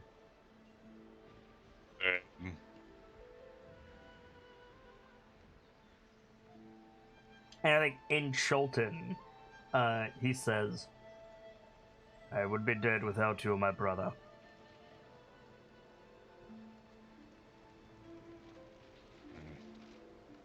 Same to you, my brother. Maybe calm down on the flips. Nods a bit. And yeah, so like you guys can like settle in. Mushari like cooks up a dinner for you guys. And I think is the doctor here? Are you here, Sips? Okay, so Mushari has something for the doctor. But does anybody else have anything in the meantime? I'm back in. I don't have anything in particular. No. I was gonna ask Musharib, where did you get that hammer? Oh. Forgot I had it, honestly. As a gift from Parental Tomo. I gave us some potions, some of these here, and I wouldn't call it a gift. hey, loan. We are going to owe him so much when we get back to port. Let me guess, that little coin again? Nod. Musharib nods. On the topic, actually. He did offer to trade for that hammer last time we were in port. Aye. Supplies we can get. On the topic, Doctor, I saw you made a blade for Congo there. Can you do that again? I would need to rest or expend a little more power, but I can. Stick around. Out of character, it says the item disappears after a number of hours equal to your proficiency bonus, so I'm just making sure that still applies here, just to be certain. That still applies. Shakes her head. It only stays around for a while, at best 3 hours. Don't suppose you can make me a crossbow? If Congo's willing, well, I could. Yeah, I could. It wouldn't last very long, but it's better than nothing. Hey, better than nothing. Better than having you screech at me if I decide to close the distance. Fair enough. Sighs. And I'm guessing we haven't long rested yet. No, not yet. You're in camp Then, to long rest. Yeah, then the doctor's going to just expend a second level spell slot I mean, there's no sense in making it right now. There, never mind. I mean, unless we get jumped at night. Valid. But if you get jumped at night, Mushrib's not going to help you much anyway. That's Yeah. true. I'll do it in the morning. Fair enough. We shouldn't let a weapon like that go to waste, though. Once you get the crossbow, you should hand it to either, well, probably the sergeant or, well, less likely myself. I'm a fair shot. My eyes are good, even in my age. Although, Sergeant, do you think you could, do whatever it is you do and make it, functional? You know. Unless, of course, it comes with a supply of bolts.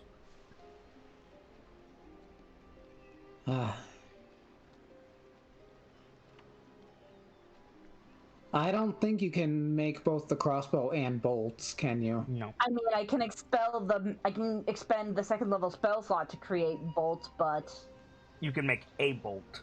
yeah, exactly. So we're gonna need to fletch some bolts for Or you could use your infusion.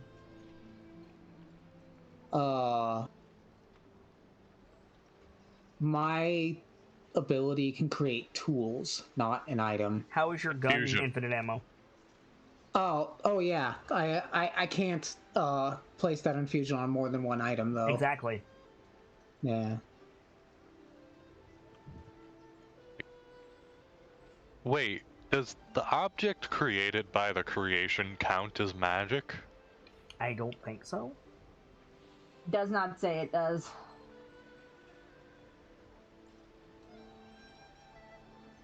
But yeah, Musharib. Yeah, you create one non-magical item of your choice. Yeah, so Musharib is like, hey, could you make it good? To you, Craig. You Can't apply that to both the rifle and the crossbow at the same time.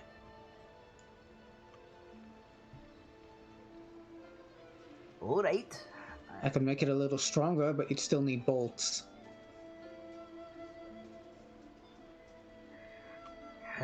Guess I'll have to get carving then. Best hold out for a few days still, Doctor, till I have some supplies. Speaking of which, given that we were just at Needle's Bones, I don't figure we'll need a canoe. We're 2 days from Kirsabal. Already? like we said, you made good time. Hell's bells, indeed, we did. In fairness, we travelled cross country. Following the river was a bit more meandering. Valid. More dangerous though. Wasn't Also a path valid. I would take willingly. Well, Sharif, I'm surprised you got them here. I'm surprised you're alive. Not nearly as surprised as I am, frankly. Really? Though, on the topic, Sergeant, do you mind to, take watch with me tonight? Aye. Sure Appreciate it. thing.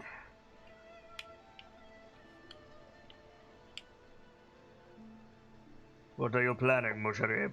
Nothing that needs concern ye. Just got to talk to the lad about something, so... Well, go on. It's not exactly for... The doctor kind of just gives Shago a look of, like, just no, shakes her head. Like, it isn't our business, drop it. Yeah, Shadow, like, sighs through his teeth. Fine. It sounds like a father-son type situation, which, you know, weird, but, you know, do whatever makes you comfortable, I suppose. It's not like that. What do Isn't you it? take me for? I'm half tempted to say the doctor smacks Congo. I mean, Shago, like, Shago's sitting beside Doctor and he says, isn't it? So you can smack Shago. Probably does, like, a little bit, just, like, quiet.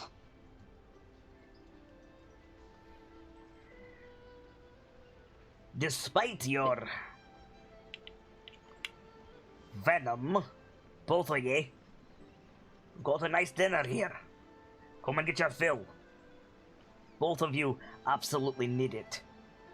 And he's got like Thank a you, nice Missouri. like stew whipped together. It's like the base is like broth thickened with like plantain starch.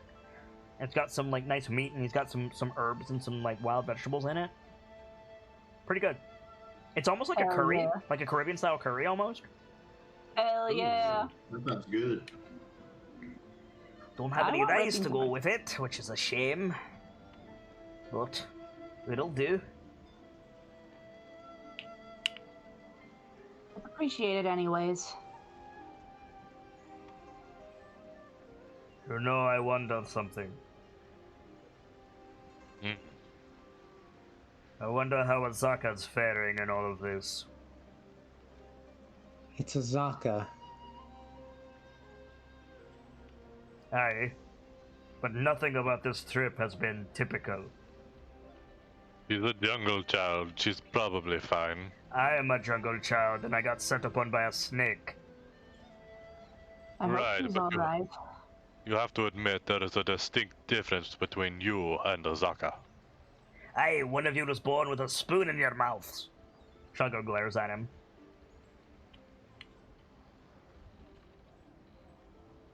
Yeah. Misconception. Yeah, like... Shogo spent Go ahead. Shogo spent more time eating with me and my family than his own mother. Spent more time with me and the others than anywhere in the high port. People always treat him like he's some rich kid, but he's like the rest of us. There's a reason I spend my time in the fort.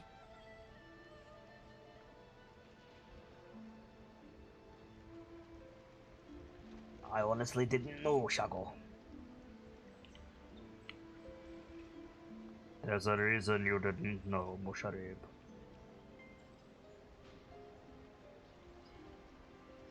Which is why I find it strange that Coyote wants to kill me. This is the first you've heard of this, Congo. Probably like mid-bite. She what?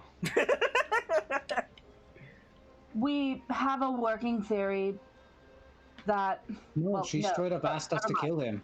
No, never mind. I'm stupid. Sorry, I forgot names. Sorry. Yes. Never mind. The doctor doesn't say shit. Sorry. Coyote asked these two and the original two more to kill me.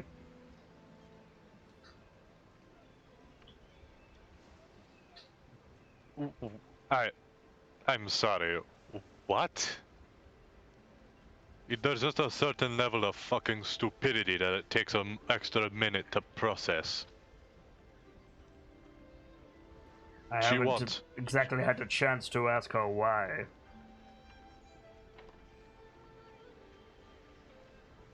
It can't be to get back at my mother. My mother doesn't care. That can't be to keep me... He stops. Oh, by the 9 hells. What? Tilt, fin, twitch. She's going to kill my mother. What? She's going to kill my mother, and she's going to make certain that I can't inherit her fortune. I'd ask if that's a bad thing, but yes, that's a bad thing. If I cannot inherit my mother's fortune, then it goes to, well, the other princes, which makes Coyote's hold stronger, and she can begin to oust others, probably starting with Jobal. Though, he smirks. I heard Jobal came into some money recently. Is that so? Guide races. Oh, right. Guide Like, races. the bit. Well, I'm sorry, I've never... I thought I was familiar with most of the gambling sports in port. Can you fill me in here? Just gestures at Brick. I might have made a bit of a wager.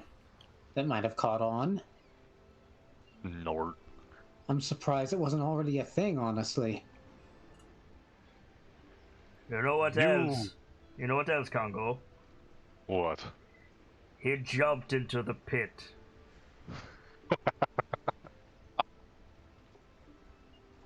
Oh my god. The others had already been thrown in, okay?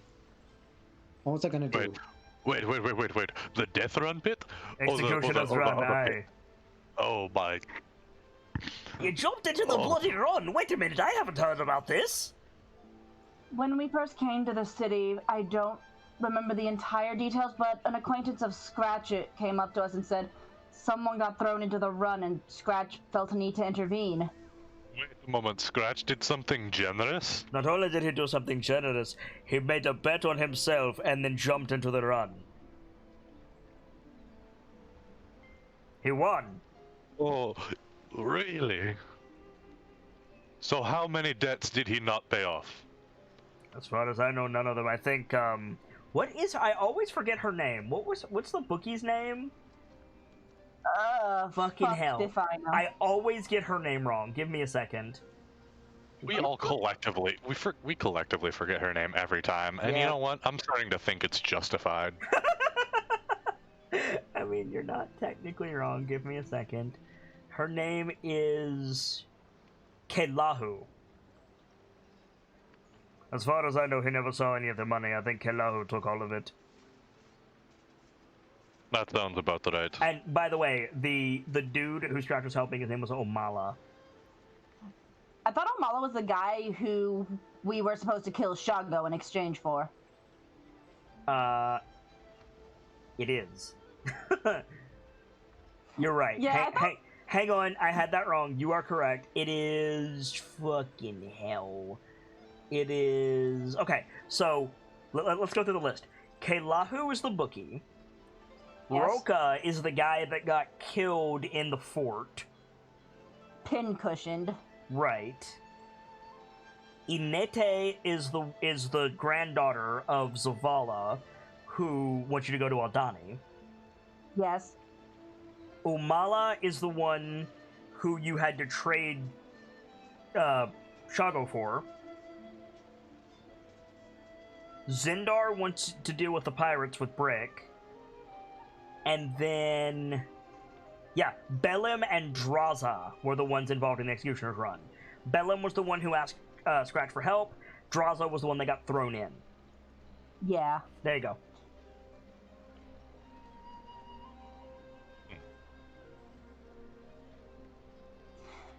I think the names are coming back to me. Belim and Draza? Something like that? Good men. So... surprised. alright, so... Surprised. Good. I'm surprised one of them ended up in the run. Any idea what they did? No idea. Jake said.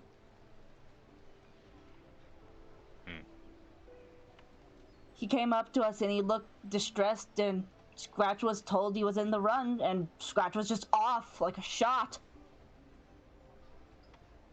That's weird. Belim has one of those faces. He's a good man, but he's often mistaken for a lowlife because of the way that he dresses. Well, that's true. It's stranger still why Scratch would help. Because not only did he do that, he came out here, right? I He still came out- find it kind of odd, honestly. He always seemed like he was out for himself, but when it came down to it, he was a good person. Azaka would know more, I'm certain. It's just confusing. I've never known Scratch to do anything like this. The point is, Congo, Scratch goes into the run, they release the beast, well, he's not here anymore, the other one, the fourth one. Sparky, Sparky. my friend. Gets knocked in, I think. Then the doctor, Brick is the sergeant, excuse me, is not entirely certain what to do. This great bleeding hog comes out of nowhere. The sergeant jumps on its back and shoots it. Wonderful, wonderful. That would be quite the show. I didn't see it myself, but I heard about it. He's famous. They call him the Thunder Caller. I can tell why. He gestures at the gun. He didn't have that at the time. Really? I was just using this one. Pulls mortar off his belt. My. It's awfully,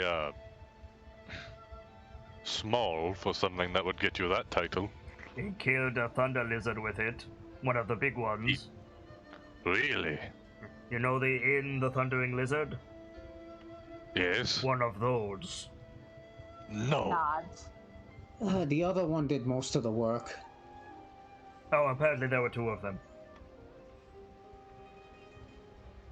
Shago was Shago was there. wasn't he? Yeah, Shago was there. He's embellishing the story to make you look good. There were two.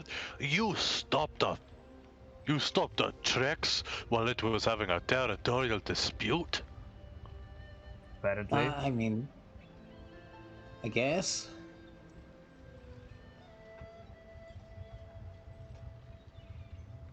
Every day I get a little more confident in this adventure. Apparently they're going to save the world, starting with us. Well, here's hoping, huh? You know what we need? Tej. Jugger nods immediately. Tej.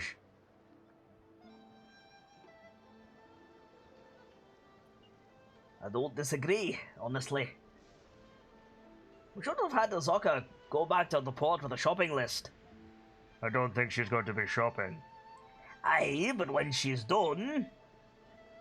When she's done, we'll all be dead, except for these two. Probably.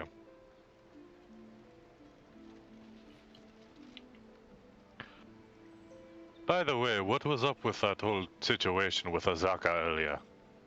What situation?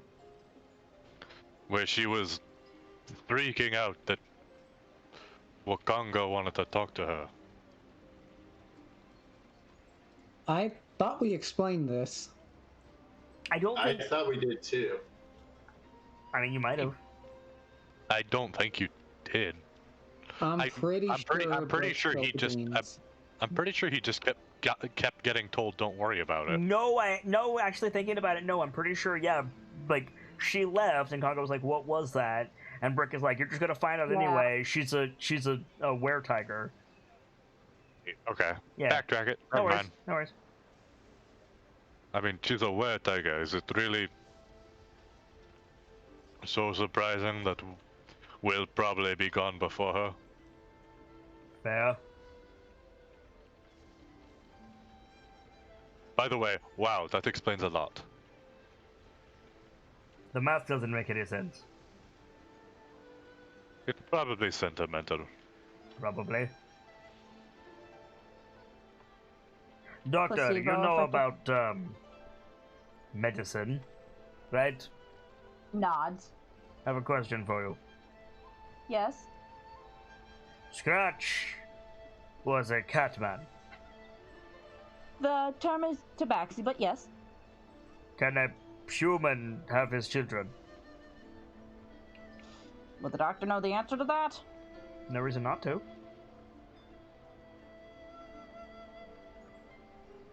And what is the answer? Because Sibs does not know. Probably. The doctor does, though. It would be a bit like the first part of the pregnancy would be a bit touch and go, as with any like inter-sapient species like copulation. But yeah, like providing that the pregnancy was viable, yeah. The doctor nods. The first trimester would be a little touch and go, but as is with most sapient relations. But assuming everything goes fine, yes, that's possible. So Asaka does not need to turn into a tiger woman to... I mean, no. But I don't know if... I don't... Doctor think.jpg. Here's another question for you. If a tabaxi is bitten by a were-tiger, do they just become more like themselves? Musharif starts laughing. Would the doctor know an answer to that, or would that be a roll? Yes, the answer is they would be infected with lycanthropy. Or, in this case, tigrathropy? Like atrophy? Like catthropy. How dare you? The doctor nods. Yes, basically. It'd be a lot less... It'd be very uncontrolled, but it basically would be. They'd probably be able to transform like Zaka does, but the thing about bites is they're not controlled as much as being born with it. So Azaka is born with it. Most likely, considering the amount of control she has. So that means one of her parents is a tiger man. Could be. Or both of them. That sounds complicated. Come to think of it, I don't know anything about her parents. Do you, Congo? No, I don't actually. Musharib? Come to think of it, no. Nor siblings or anything. There's always just been Azaka.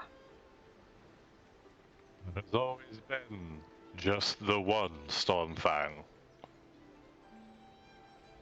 Awfully lonely, if you ask me. Explain some things.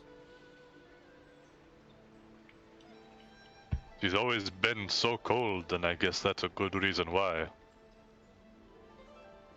Plus, not everyone is understanding of how that condition works.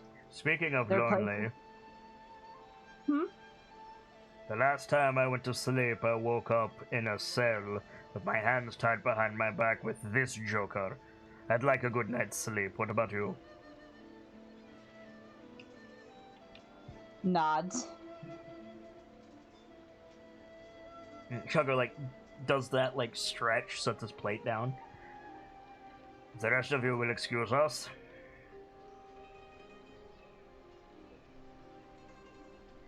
Before you go, Shago, Doctor, I've a question I'd like to pose to the group.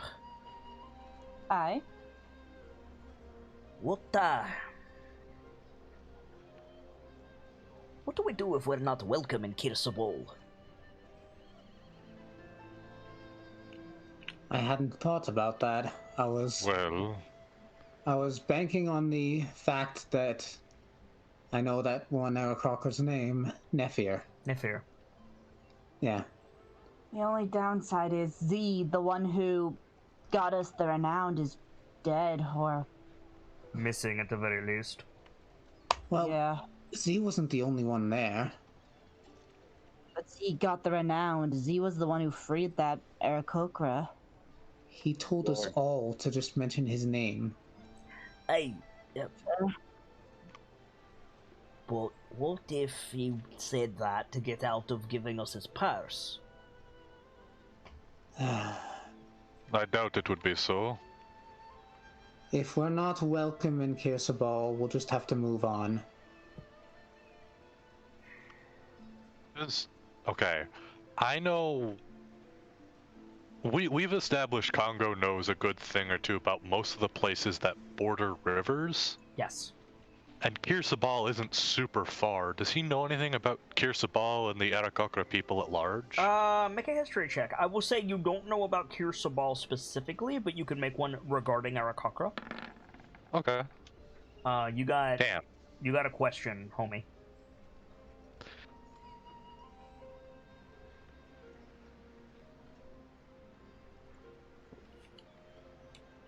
This question encompasses like any Aarakocra you've interacted with. Right. Are they likely to pull a trick like that? No. They're like... You know how orcs are really rigid in their culture? Mm-hmm. Aarakocra are like that, but like they have a better publicist. The best way that I could describe an Aarakocra is like every single one of them is a samurai. Oh, jeez. Yeah. It's like that. And when I say a samurai, I don't mean like Jin, who's kind of like a free thinker. I mean like Jin's uncle, who's like very set in his ways and very like, this is good and right and this is what I will do. Like the rigid samurai. Oh, fun fact about that. No. The Aarakocra very like scratches the underside of his chin. Uptight. What is this really about, Musharib? Musharib like makes a face like, damn it, Shago. I was just thinking, right?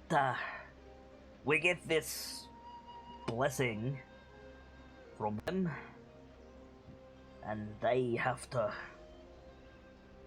go back to the port, eh? Correct. It's for your... excuse me. It's for your sake, Musharib.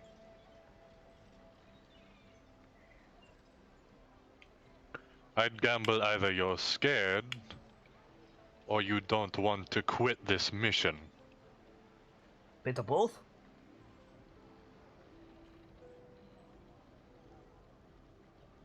You can't stay with us, Musharib. I've got the compromise for you, Mushari. Hey? You can't help us directly in your state. You're aware of this. But I left all my money back at the port. You could arrange for some deliveries to us, perhaps. Hey, we've got some money besides. Zaka's got a line of credit. I got some squirreled away on behalf of these two besides. We can certainly arrange some deliveries. There we go. Simple as that. Once you go back, we find a way to keep in contact with you. And anytime we are in need of specific things, we make contact with you and you arrange for their delivery. That reminds me. Hey? Zindar has one half of a pair of sending stones that I acquired. The other one is with one of the pirates. Yeah. I plan on claiming that one. They, Would be good to... pirates, you say? I... Let me make sure I get this right before I say the wrong thing.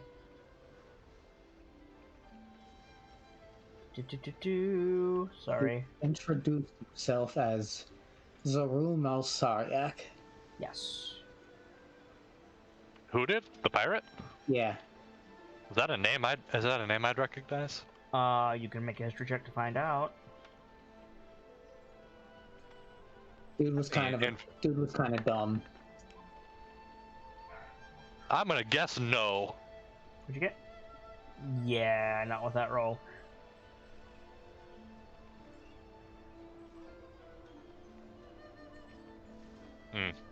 I just want to make sure I get the location where they actually are right before I tell you the wrong thing. Because I'm trying to remember this from last time.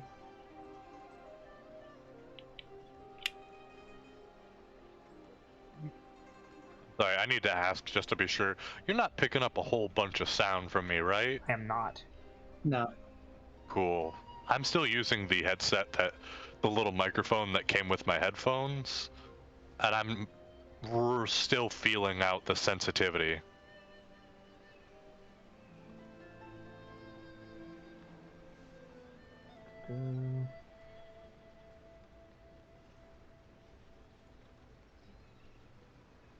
I don't want that. I want... Sorry, I don't want to send you guys to the wrong spot again. So I'm like hyperfixating on getting this right. You know what I mean? It's cool. Yeah, that's valid.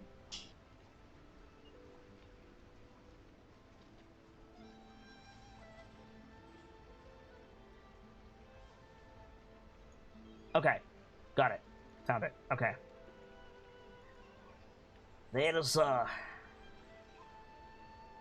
you're looking for pirates, Ketch's Inlet is, like, and he points, and Shago physically moves his arm so he's pointing in a different direction. Up that way, near Mesro, Port Castellars. Up there, not a great deal, and down that way, Shago doesn't move his arm this time, Refugee Bay, former settlement of Ishao, claimed by the sea, but there might be something. Do we know where the pirates are? Shadow seemed to think they were near Kirsabal. Those are the two places near Kirsabal, and I'm only hazarding a guess.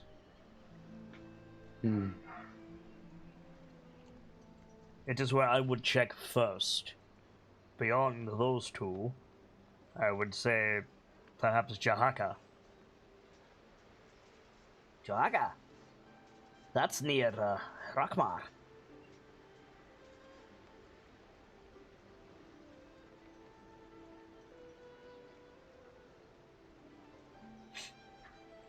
What do you think, Congo? If you were a pirate, where would you be? They can't be that far from the port. They were receiving information from Blaze Porter about incoming and outgoing ships and using that information to launch quick raids.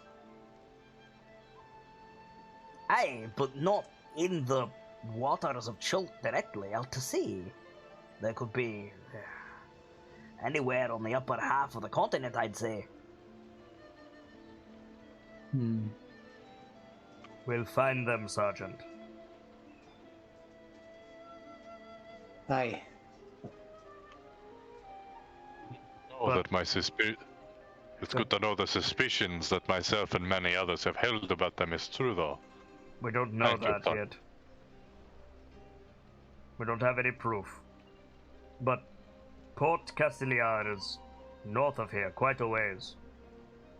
Ishao is much closer, south of Kisabal. If it's pirates, they probably have their own secret cove.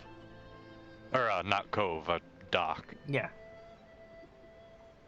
I agree completely.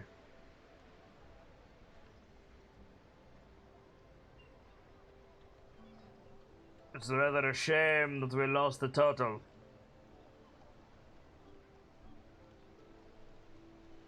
Why was he so special? I mean, I understand why he was special. He was magic, but Aramag listened to him. he like does that thing where he like straightens up and like clears his ear, points it at Shago. Say that again. According to the turtle, Aramag listens to him. Wow. And you believed that? No, Okay, but it good. would be amusing to watch him crash and burn. I think through. Port Castellar is north of Mesro, which is north of the Laughing Gorge. All of you, I know it sounds disrespectful how we're talking about him in that situation, but well, you must understand, Aeromag, he's a dragon turtle. He does not communicate with anything he sees below him. Shago puts his hand up to you, Congo, and he says, "They know." Oh, The boat we were trying to get to the port, to Fort Beluarian on, was accosted by it, and a bunch of people went overboard. That was ye. Yep. I had heard about that. They say they returned with a full crew, right? Hey, bloody miracle. You can thank the doctor for that miracle. Really? I can swim and I can breathe underwater, so it was mostly just a matter of keeping the sharks off, which the sergeant and Scratch took care of. Sparky helped as well. In that case, Doctor, once all of this is over, are you interested in a job? Smacked by Shago. Head tilt. Well, I'm a doctor, but depends. What are you thinking? What? Jeez, Shago. Well, I haven't seen my personal doctor in many weeks. Oh, that. I thought you were going to have her hauling boats or something. No! She's obviously talented and can handle her own. You remember what happened a few months ago? I got a coin and a couple of and a bunch of kids tried to jump me and my doctor in the road. It'd be good to have a doctor that I don't have to protect. I mean, you have to protect this one. Yes, but not as much. Congo, let me tell you something. And you do not make a face when I say this. I have heard this woman scream. You don't want to hear it.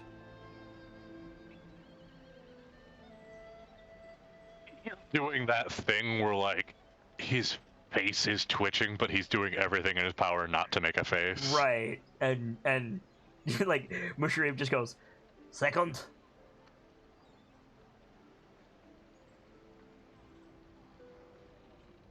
Noted.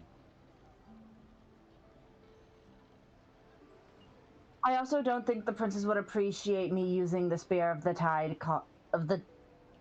I don't remember if it's Tide Caller or Tide Maiden. Tide Caller. I also don't think the princess would appreciate me using Spear of the Tide Caller in port.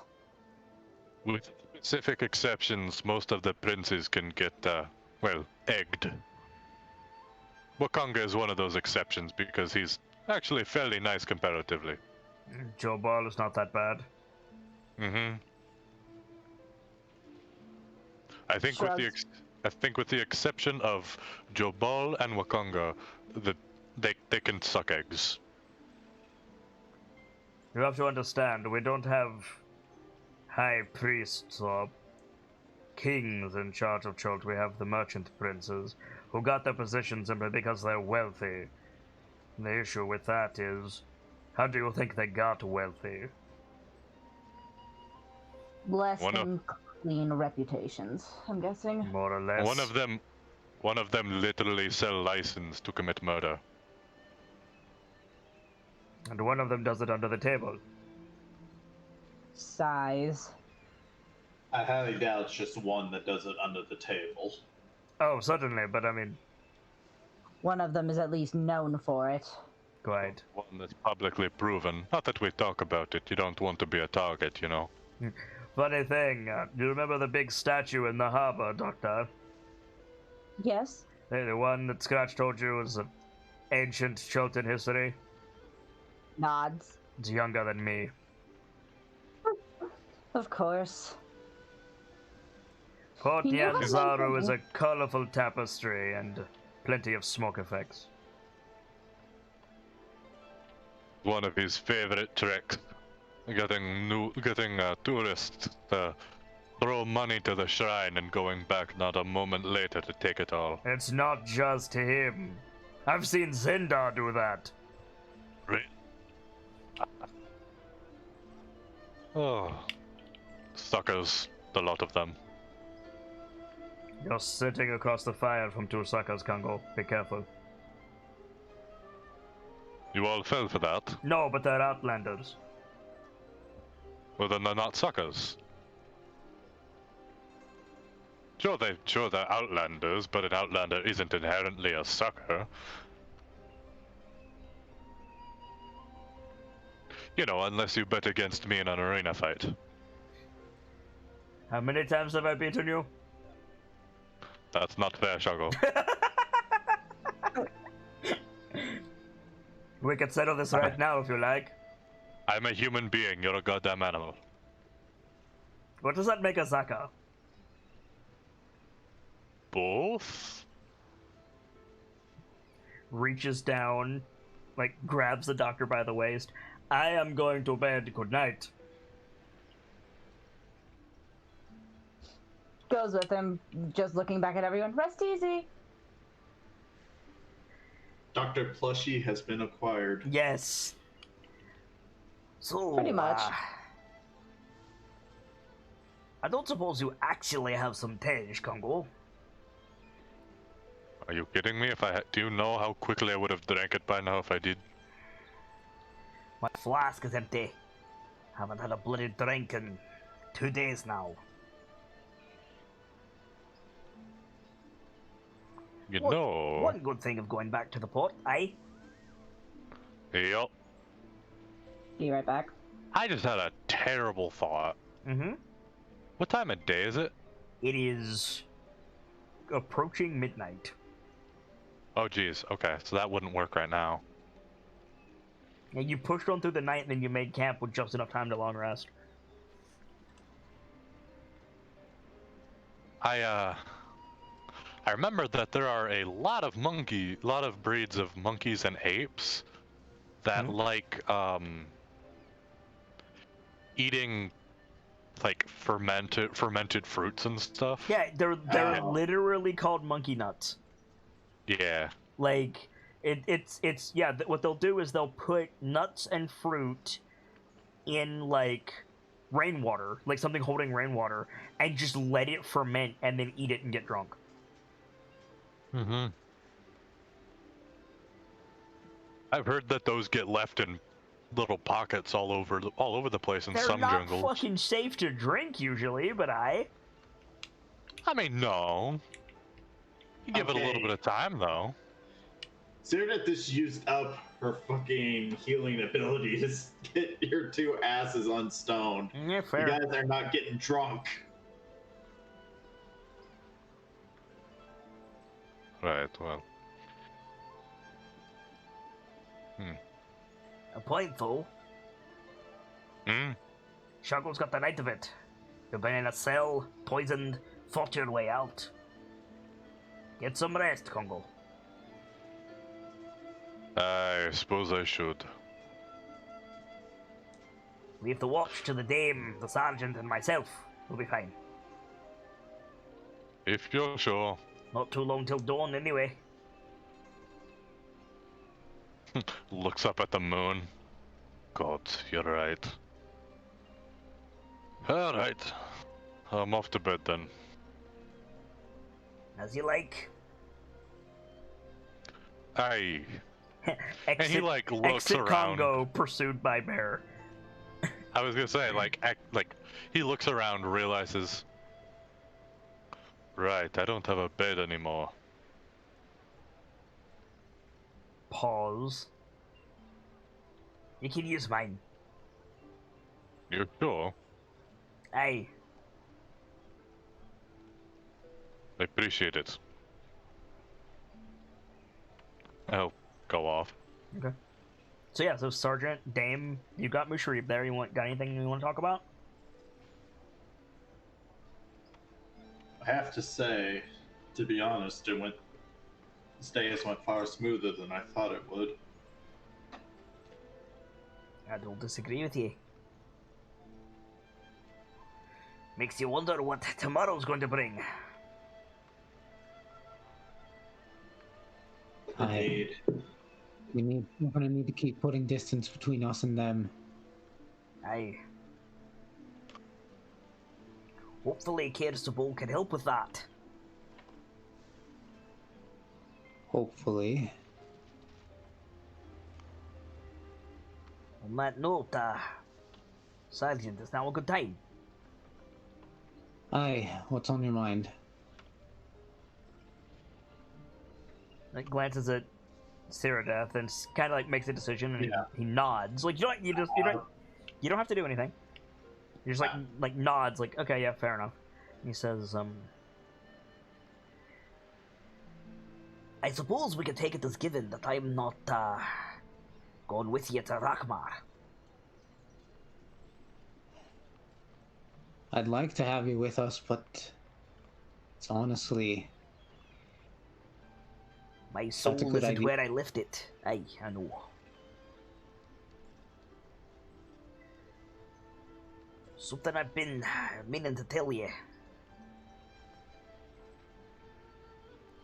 You're not from around these parts, so you probably haven't put it together, so to say. Have you heard about Tinder, by any chance? I know what she is. I know I've heard the name mentioned, and I know she's a dragon. Aye. You know she's in the Valley of Lost Honor. That's where Hakmar is, isn't it? It's more than that. Tinder's not alone.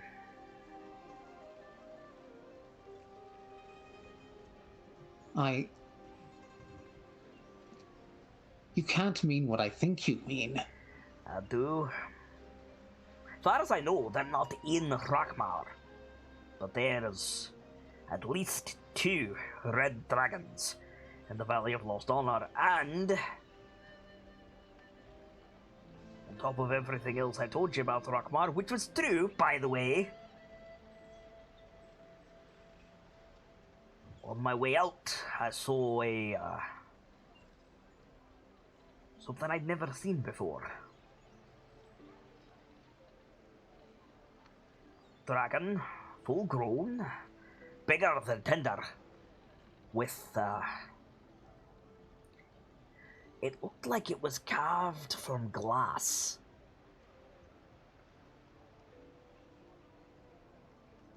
Does Brick know anything about this? Make a...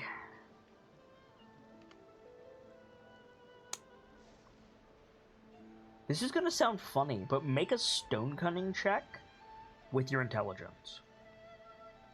There's a reason for that. Okay.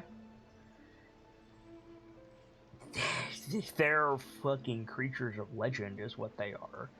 They're not a thing. Like, if you had access to, like, the Hall of Records in Gauntlgrim, you might find, like, 3 references to this ever, but there are, like, gemstone dragons. You cannot be serious. I know what I saw. You're describing a gem dragon. I'm aware of that. Far be it from me to go calling a lizard folk a dragon. Forgive me, dame. But I know what I saw. Had the wings. Amethyst scales. Practically see-through. Fighting 2 reds.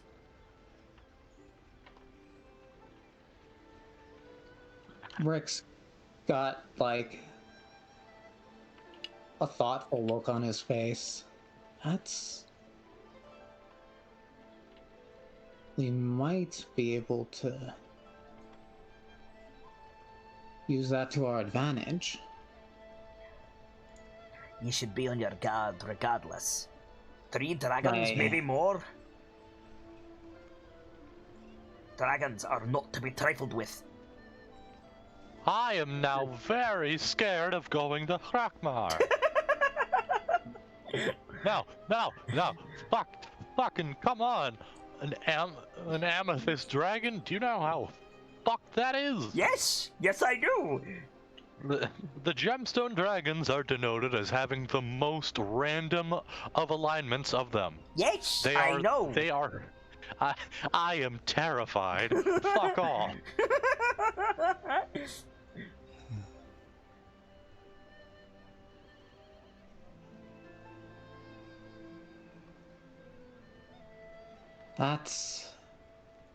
Well, it's something to consider.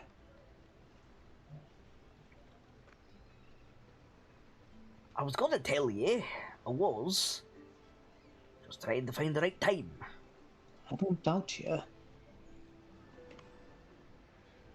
This does not bode well for us at all. There's still, the rest of the problems in Drakmar. You said something about fire newts. Aye. Fire newts, myrmidons, flail snails. It's a bloody infestation. Because there was a rupture nearby. I don't know precisely where it is, but the caldera of the Kobold Mountains leaked into Hrakmar. And it all happened a bit too quickly.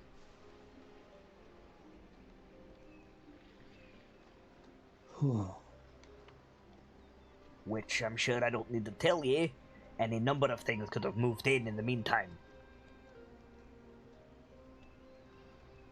Including, of course, elementals, umber hulks, any underdark denizens. I wouldn't be surprised to see bloody drow squatting in my forge. Quicken, we might be able to get you that thing you wanted. Unless, of course, it's become the lair of a dragon, or 2, or 3. In which case you have a great bigger problem on your hands. Aye.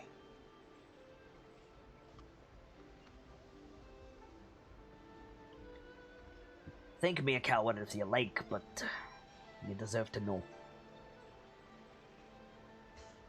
I don't blame you.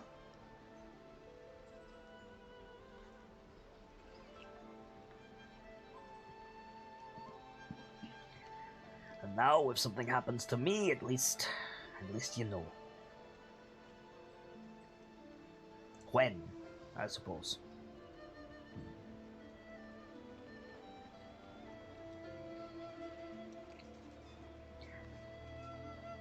Tell you what, Sergeant. I go back to Port Nyanzaru. Fine, fair enough. Something happens to me there, something happens to me on the way, whatever.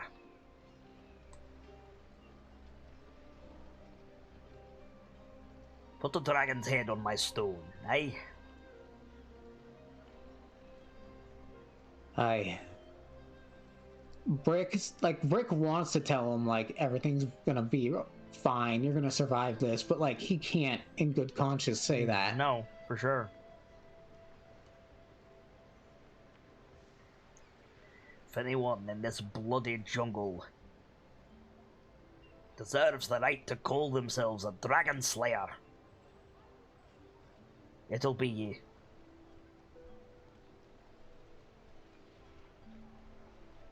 You, the dame. Sorry, can you repeat that? He said you and the dame.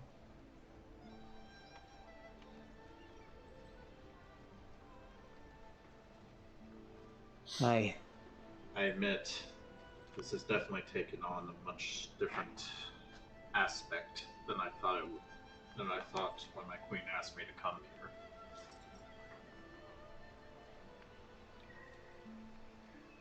Anyway, that's all I wanted to talk about. Like, hesitates. If you can find my kid, Sergeant. No, that's not the size of it. You're not going on a rescue mission. I know that. You know that. But if they're identifiable, give them a proper send-off, eh? Aye. They're good lads and lasses, all of them. My kin, my family. They don't deserve what happened.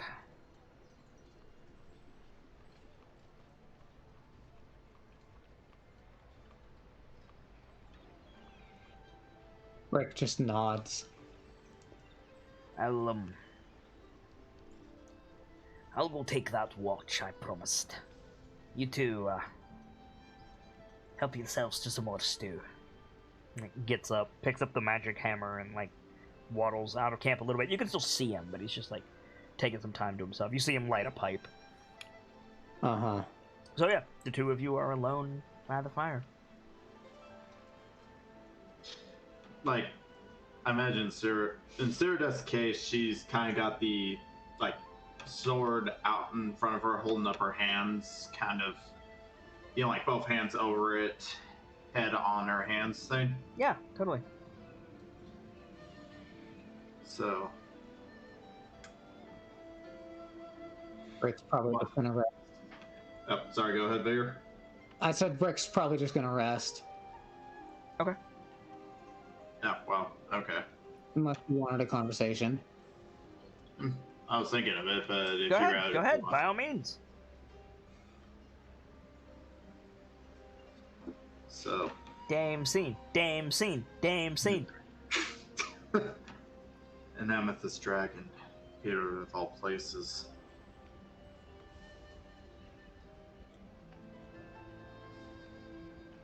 Hard to believe. But we've seen a lot of unbelievable things in this jungle already, haven't we? I want to make sure that I'm telling you guys the right name. Amethyst, just purple, right? Yeah, I believe so. Well, Amethyst is indeed- it can be it it can can be a be. lot. The, It can be a lot of colors, but the most common one for media Yeah, is always purple. I'm amethyst, seeing pictures of purple. an amethyst like geode has like white, black, and purple on it, right? Yeah. Yes. Okay, that's what I'm Yes. thinking of. Sorry, go ahead. Okay. I have said so many things wrong over the course of this campaign. I want to make sure that I get as much right as I can. If you haven't noticed, I'm a little bit obsessed over it currently. Sorry about that. Feel free to have your scene. Okay. You're right there, Sergeant. There are many things in this jungle that are unbelievable.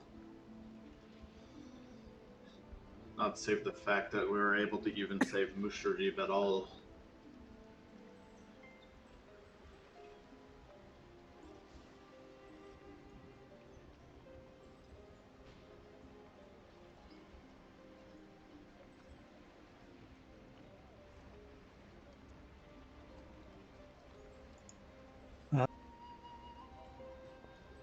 You cut out, Vader. Yeah, sorry, I'm not sure what to say to that, really. Fair enough. I am glad that you are able to find someone to connect with, though, Sergeant. You have seemed rather lonely since I've been here.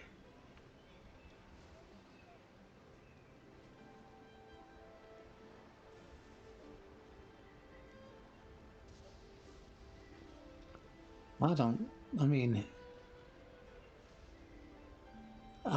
but got a job to do. True. True, we have jobs to do. But I believe, as you told me, there is more to life. Oh,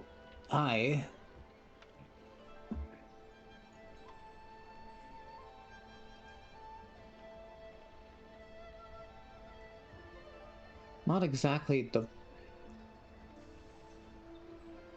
most appropriate situation, though. I think, like, just the way, just with that, like, Sirda, like, cocks an eyebrow. I thought it wasn't like that, Sergeant. What are you talking about? Just... The sergeant means because I'm dying.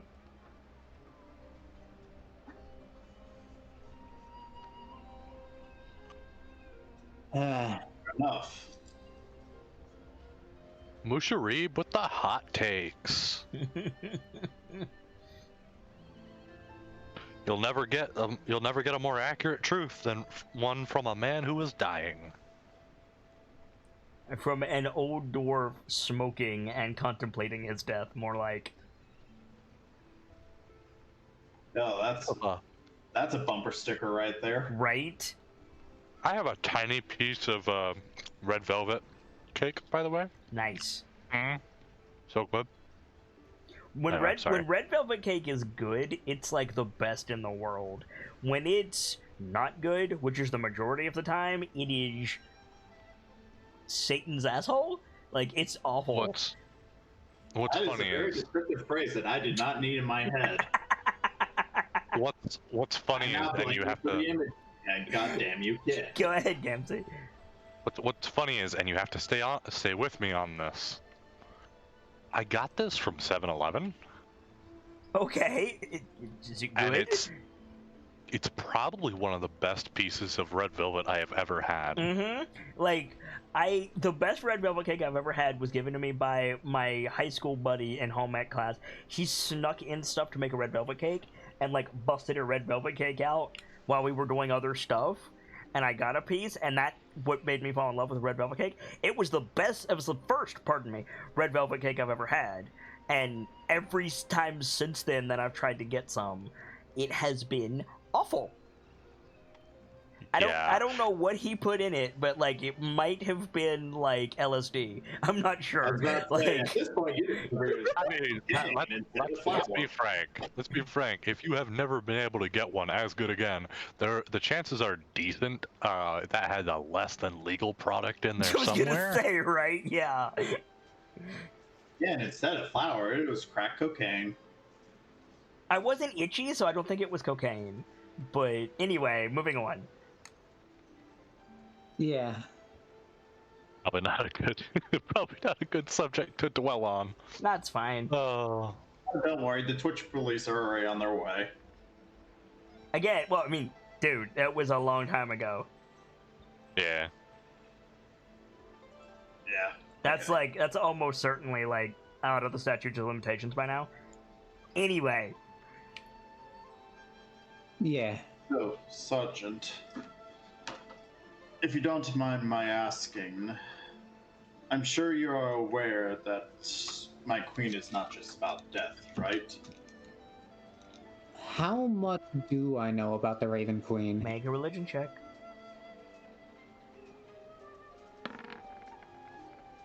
A decent amount. So, like, there is a certain level of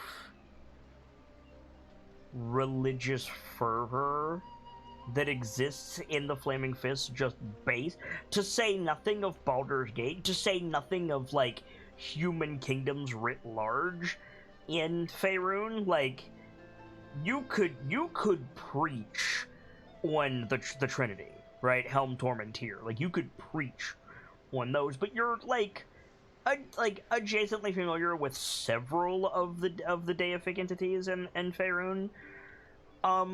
With that role, I would say you know, like, conceptually what the Raven Queen is. I would go as far as to say that you maybe know the origin story.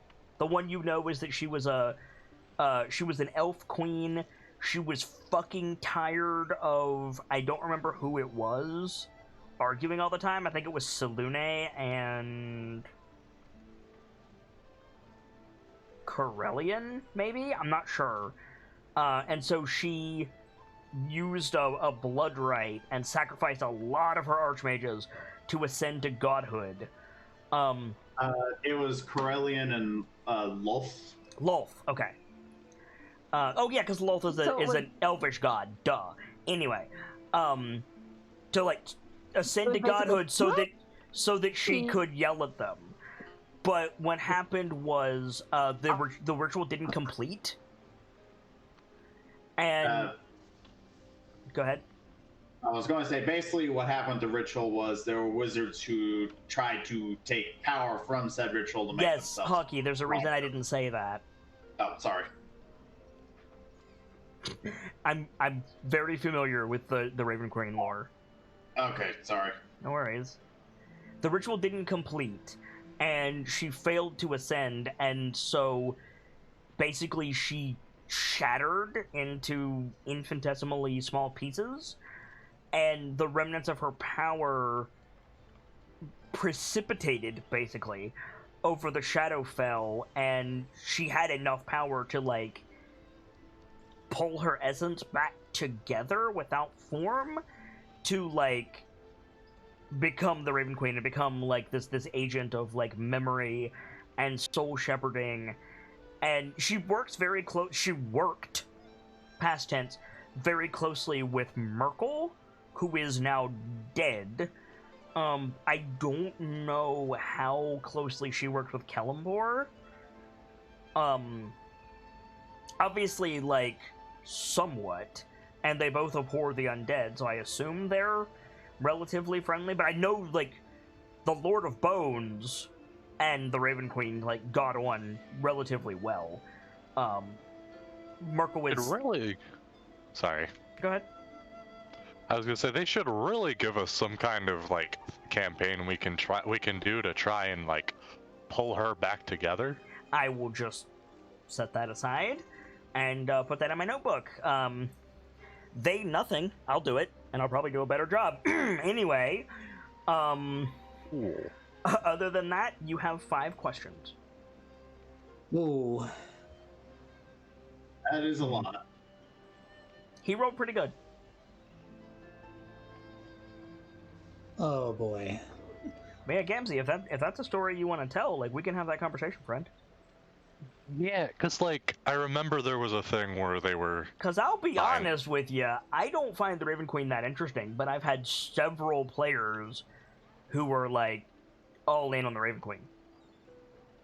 super cool, but, like, she doesn't have a form and she needs a liaison for everything, which can have some really cool implications, but it can take away from some moments of grandeur that may occur. I don't disagree You with you. know?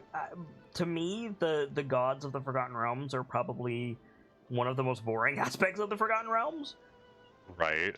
A gods being a quantifiable and recognizable force, and they somehow made it uninteresting. Right?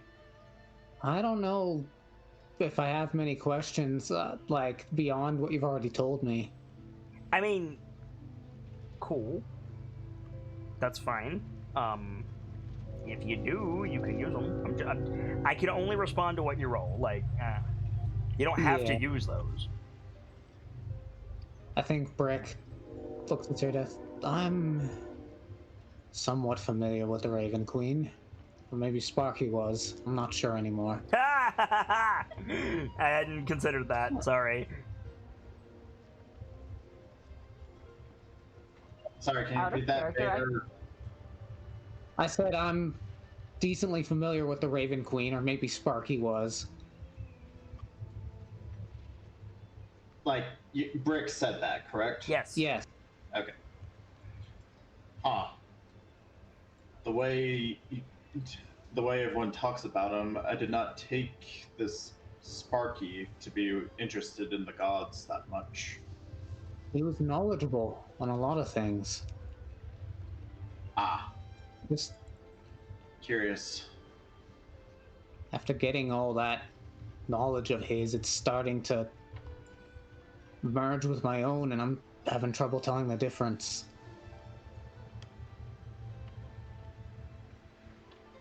Interesting. Did you say it's merely the knowledge that you're having trouble with? Well, no, it's putting itself together. There's no real trouble, but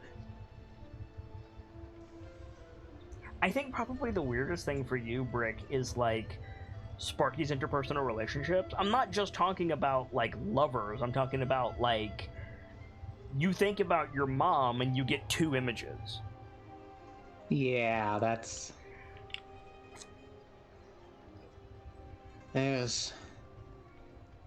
appears to be some overlap as well.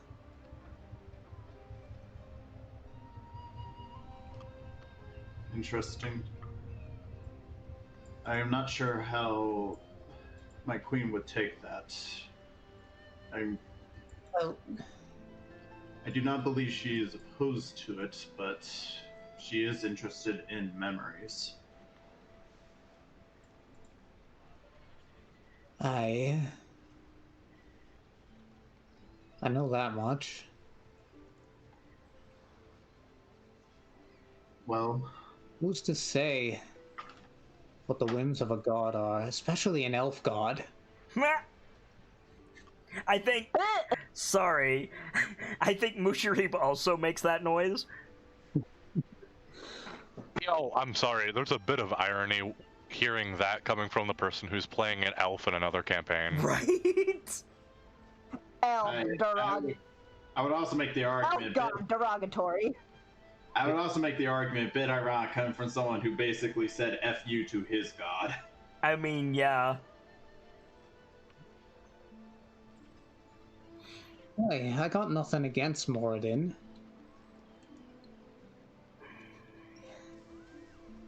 Well, You have noticed I'm not really a religious type. fair enough. Do you mind sharing stories with me about him? Because the more I hear, the more curious I am on what kind of person he was. Ooh, the Allfather? Sparky. Oh, Can you make a wisdom saving throw for me, Brick? alright.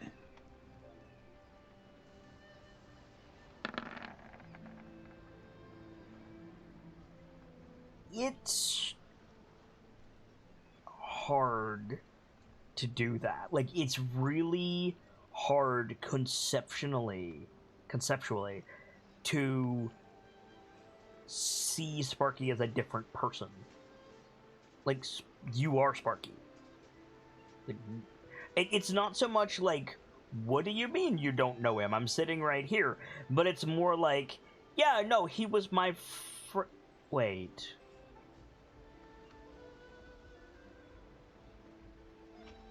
That's odd.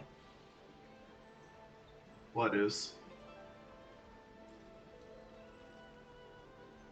Why is it so hard to separate him from myself?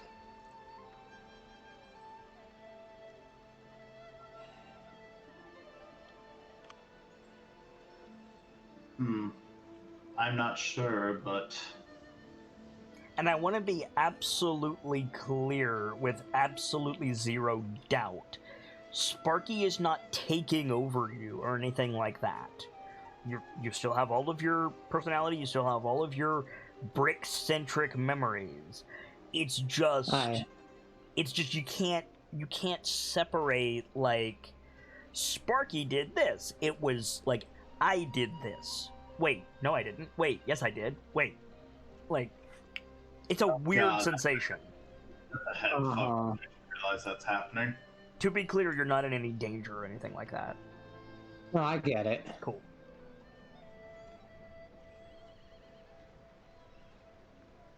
How did you say you got these skills again?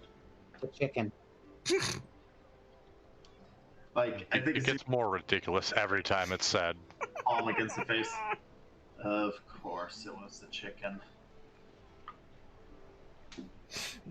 Why do I have a feeling this is going to be our default answer? Anytime something strange happens to us. I hope not. They don't show up that often. Where is that feathered animal anyway? Like, there's a pause. Like, you can tell she was getting ready to say something, and then it's like switch word to animal. There goes the music. Where is it? Where is it? Where is it? I knew this was coming. Yay! Kong goes first, dealing with the chicken. I will pay, Kit. I will deadass break my one rule if pay. You're kind of. Your internet is dying, The but chicken. Son of a bitch! but anyway, she's like, where is that chicken anyway? You look around, and Henrietta is like perched above the fire, above the cauldron that Mushroom had going, like on the like stick that's holding the cauldron up. Henrietta is standing on top of that, like trying to lean down and grab a bit of plantain out of the stew.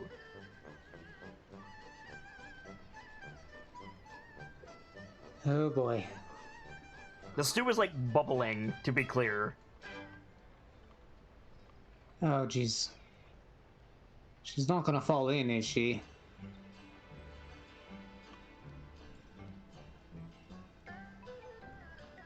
I mean, Henrietta probably weighs several pounds and is currently standing on a stick that's standing above a suspended pewter pot, so maybe? Oh boy. I think Brick gets up and like heads over like, come on. You don't want to fall in there. And Chicken looks at you. Looks Honestly, at the I pot, looks at you. haven't. What was that? Sirida's just responding. Honestly, if it fell in, I would imagine the curry would just change into something else entirely at this point. Chicken looks at Brick, coming closer, looks at Ceradeath, looks at the pot, reaches down, grabs the plantain, jumps off the fire, jumps off the stick, rather. Pot starts swinging everywhere. Brick, make a dexterity saving throw. Oh boy. Oh, jeez. Let it be known, Henrietta doesn't do this unless somebody looks for her. Okay, so you jump out of the way as like curry goes everywhere. And the chicken just like flies out and like lands on the log you were sitting on, Brick, and just starts like pecking at the plantain.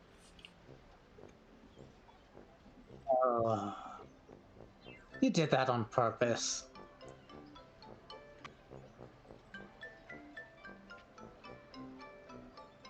I just realized we Go have ahead. not yet tell the new gladiator, Congo, I believe it was, about the chicken yet, have we? Right, he's asleep. Let him sleep. Agree, but I imagine you might have some questions in the morning about the spilt curry all over the place. Let him I'm already on. let him sleep. Henrietta's walking towards Congo. Oh no. Oh dear Queen. I do not envy him for the dream he's about to be having. I mean, you can put a stop to it. At this point, it's basically an initiation rite, let's be honest. I mean...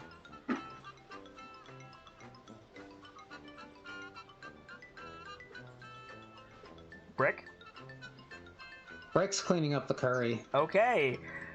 So, Congo, Have fun, Congo. Yeah. You are awakened? I'm assuming you're laying on your back? Probably. Okay. So you are awakened as something falls into your mouth. Shoot up. Better spitting and sputtering. Yeah, there's you spit a piece of plantain on the ground. Ugh. Ugh. There's a chicken, like, standing to your immediate left. Grab the chicken. You grab the chicken, okay. Oh dear lord. Just, like, get up, walk away from wherever I am, set the chicken down, and go back. You set the chicken down, you turn around, and Henrietta is like, sat on your pillow.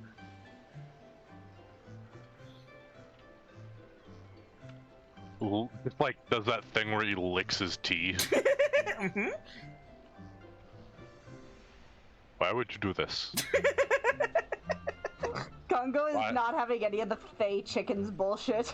No. Why now? Why? Like, I get it, whatever. You're a chicken, you're chaotic, whatever. Animal bullshit. It's late. I'm tired. Don't do this. Yeah, go ahead. Try to lift the chicken again and move it away Yeah, again. you lift the chicken, the pillow comes with it.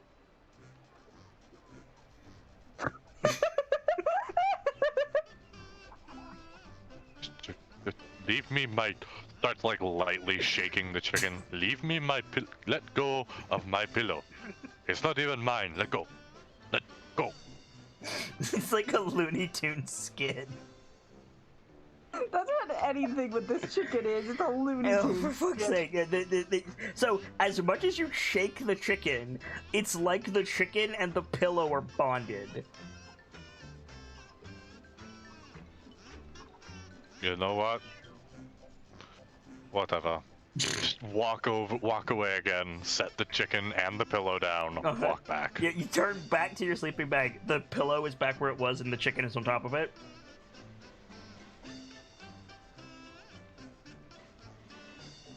Walk to the others. How do I make the chicken stop? Oh, The chicken stops when the chicken decides, we have found. I'm tired. How do I make it stop? You don't understand. I already fell asleep. The adrenaline has already left my body. I have nothing right now. good luck. Figure out a way. Be sure to let the rest of us know. Brick, you get inspiration. Hi, I've got curry to clean up. You spilt the curry? It was the chicken that spilled the curry.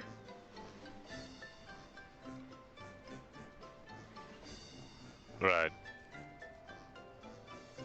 Mm-hmm. What's your All right, what's your plate? All right. Good. All right, I've got an idea. Good night. Turn back to your bedroll. Uh-huh. The stew pot is now sitting on your pillow. And the chicken is hanging from the chain over the fire. Is the chicken like doing the Spider-Man pose? I mean, no, it's a chicken. I guess what I meant more by that is the chicken upside down? No, it's Okay. like it's got like 1 foot on the hook and it's just swinging back and forth. walk over, lift the pot. Okay, the pillow's stuck to it.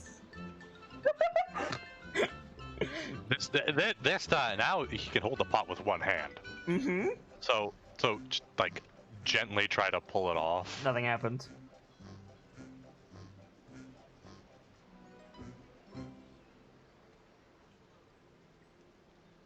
I think he just makes this face like, I just want to sleep. Mm-hmm.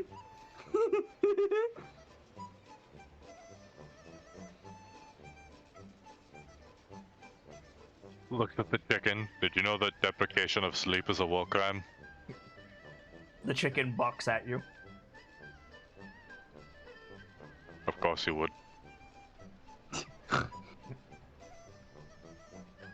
Something floats to the top of the pot, Congo. What is it? It's an egg. Grab.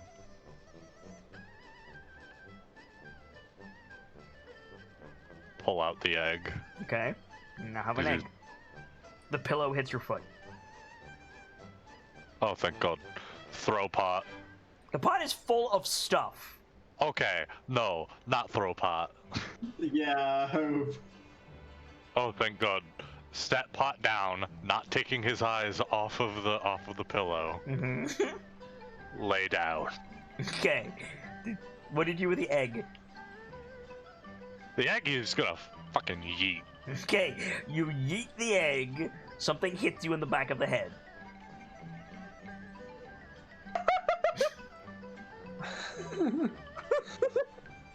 Look at it. I love this chicken. Look at what it hit you in the back of the Like- head. Yeah, like touch where it hit. Is Look at his hand for residue. Yes, there is residue on your hand. It appears to be albumin. What? Egg white. Oh.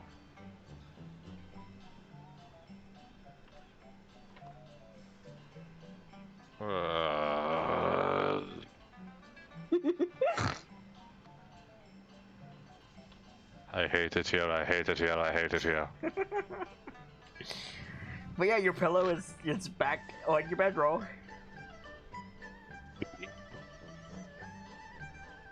He's gonna do his best to get the egg white off of him without moving his head. Okay. Good. You managed to clean your head off. Good job. He's gonna try to go back to sleep. Okay. Cool. He's had enough Looney Tunes. You go back to sleep. Meanwhile, Henrietta, like a dog, carries the pot over to Brick in her beak. Oh, thank you for that. Sets it down at your feet. Yeah, takes it and just like scooping curry back into it. Oh, ground Or- curry. No, that's a bad idea. No, Yeah, I wouldn't do that. probably just sets whatever's left back over the fire. Curry, ground curry, it'll boost your immune system. No. I mean, it'd probably make you wish you were dead at the start. No, never mind on that. Nah, you're good, dude. Oh, Just yeah, making a it's fine. joke. So yeah, so I think after that, Henrietta like turns and looks at Dame Cyrodiil and then just like marches off to somewhere. I'm sorry, does it do like the chicken walk or does it do like that weird military chicken march? Oh, absolutely, chicken march. Apparently, someone got the mask from Majora's Mask. Ha! So yeah, is there anything anybody else wants to do, or any conversations you guys want to have at camp? Well, that time's kind of passed for me, so. Fair. Yeah. I mean, you can the next morning. Congo can always ask what the fuck just happened. Yeah, I think Brick's ready to hit the hay. Okay. Yeah. You guys think all it's- get the benefit of a long rest. Hooray. Right. And then, yeah, the next morning, Congo, if you want to have a conversation over breakfast, you totally can. Did anybody level up, by the way? We didn't get numbers on XP. Yeah, we I didn't don't get any XP. The three of us did. Yeah, we got numbers for the pure blood. The doctor got experience. Oh, wait. But Yeah, I was supposed to get that amount too if we completed the challenge, which Yes, correct. Which you Did. did. Yep. And everybody gets another 1,000 on top of that. Oh. how much was the previous one? Do you I'm not guys sure. do you guys remember? I have to rewatch the VOD. It was like 1750, I think? Here, let me pull up the VOD right now. I think it might have been like 2750. 20. Plus another, Might have been. What plus was it? another 1,000. Plus another 1,000, yes. Alright, I'm gonna roll for the spear to see what spell slot it gets back. Oh, 2750? So 3750 for you, yeah. 3750.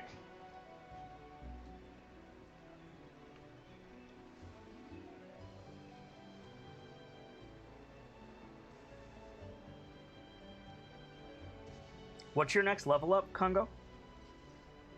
14. 14, okay. Hell yeah, all slots back. Nice. Ooh, I am very, well, not very, very close, but I am close to leveling up. Cool. I know. Just another 3,000 no. and I'm another 3,000 and I'm taking my oath, baby. Ironically enough, 3,000 for me as well. I mean, I would hope so. I still need 22,000. To be fair, you are an order of magnitude stronger than everybody else. Yeah. Yeah. So, Congo, did you have something you wanted to do over breakfast? Which, by the way, is eggs and sausages, courtesy of Bushereed. Ooh. There was something I wanted to ask all of you. Yes? And forgive me, but why are you doing this? Doing what? Head De- tilt. dealing with this, it's not. Forgive me, but you're not exactly noble heroes born of the light god. Why do you care? You're outlanders. Like, Shago points at Ceradeath. I don't know, I think that one might be. Honestly, I was under orders. Sparky was threatened with prison, and I think the doctor's just helping out of the goodness of her heart. People were hurting, and originally it started out as me just helping one noble. Now I'm here saving the world. And Scratch had debts to pay. In my Please. case, I was asked to come here by my queen. And from what I can tell, whatever is happening here is very poor for the world at large. Hence why I stay. It's not like we went into this expecting to save the world. Not to save the world, but I knew something was happening here. My queen does not ask me to go to a place specifically unless there's something happening. It was I just guess Destiny just has a way of creeping up on you sometimes. Sorry, Vader, can you repeat that? I didn't quite hear. I guess Destiny just has a way of creeping up on you sometimes. Indeed. me. It was just something that was weighing on my mind a bit when I woke up. What about you, Congo? What do you mean, what about me? You're not exactly born of the light god either. I think he like stirs the egg on his plate a little bit. Mm-hmm. Do you know what I brand myself as, Shogo? Yes, something about the extremely loud axe beak or something or other. What's the name of the one god that Cholt Ubtao? follows? No, the fortune one. Joaquin. Joaquin. No, Shago, in the arena I call myself a paladin of Joaquin. But Shago snorts in that very obvious, like, you shitlord kind of way.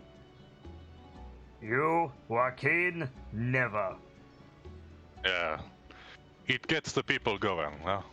Well, point is, I actually consider myself something of a paladin of Chult. Chult I has no haven't- gods. No gods, Shogo. He like brushes the ground of Chult. I haven't done it properly yet, but out here, in the jungle, not this deep, mind you, but this is where I swore my oath first. You swore an oath to the nation instead of a patron. Not Hey. the nation. Nations change. I swore an oath to the land. Sergeant. So you're a druid. I wouldn't go that far. I do not communicate with it. It was more of a one-sided conversation. You should tell Congo what you know about the Heart of Uptao. I suppose. It might be useful to him. Oh.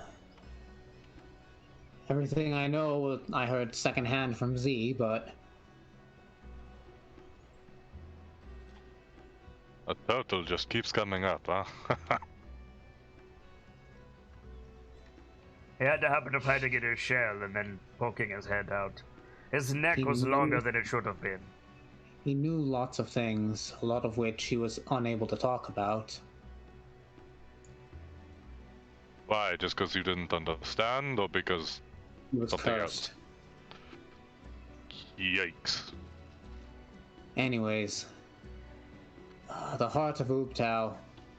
It's apparently near the Aldani Basin. I think I'm familiar. Absolutely not familiar. Giant floating rock. Aye.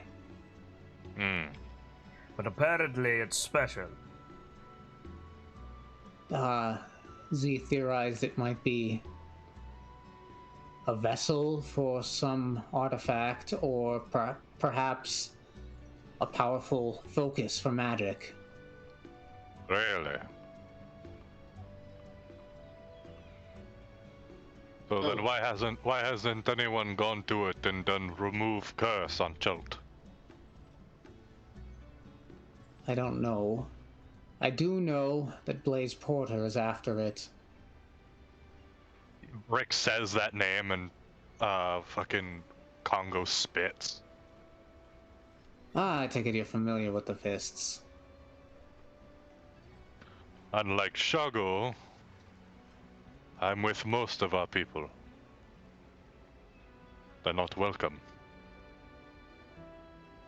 Well, He's- correction. They're not welcome unless they are going to accept our ways and that this is our land. Other than first. these three who are going to save us from all of our problems, what better choice do we have than a standing army? You could tell this is an argument they've had before. Aya!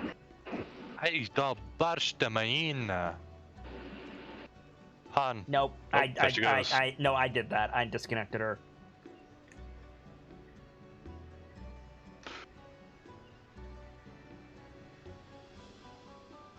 I had to just jam that out real quick.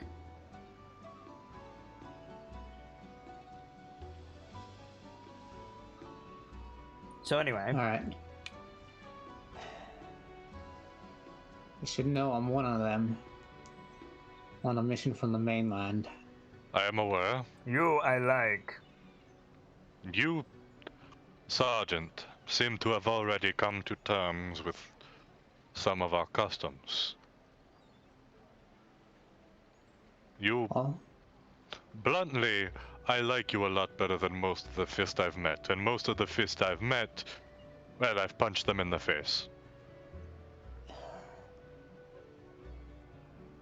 I won't deny the Fist have problems, but what I've seen here in Chult defies what we stand for. And you're surprised? He's on a mission from their prince to take over. You can Really? imagine Porter didn't take too kindly to that. I'm not surprised. Aye, branded me a traitor and everything. From what I heard, there were a couple schmucks a few weeks ago who ended up at the base camp, nearly dried out in the sun. That was them. You're kidding. No, that was them. That was not me. I was not here yet. I was... Those two, Scratch, Gnome. I can see Scratch, but the doctor? I couldn't believe it either. I thought they cared about people that had medical talent.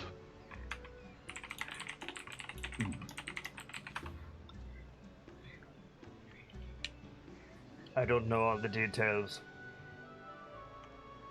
It got Roka killed, I know that much.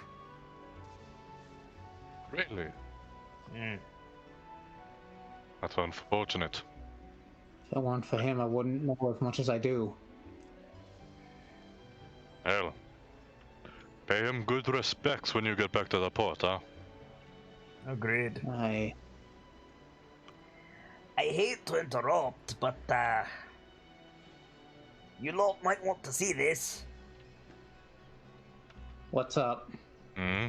I was, cleaning the mess kit. Doping out the curry from yesterday. And, and Boucherie, turns around and he's holding the manacles that Z had. Aye, those look valuable. That cheeky chicken. We could sell those for a pretty mint in the port. Or you could use their magic.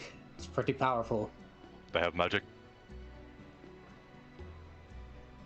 A great deal of it, aye. Mind if I hold on to these, Sergeant? I think they could be used well in your hands. Not Something I see it as mildly ironic that most decisions are brought back to you, Sergeant. Not that I argue, it's just funny to me. He's got the rank. It's got to mean something. To him or Shago. Or the doctor in cases of medicine. Why, you want to lead, Congo? Because I'm not going to listen to you. I know you wouldn't.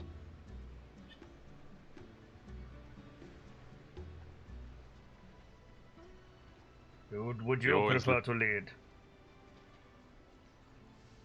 I'm perfectly fine with it being the sergeant. I was just saying I find it funny. This irony that we are resorting to someone that has the highest rank when none of us are in that organization.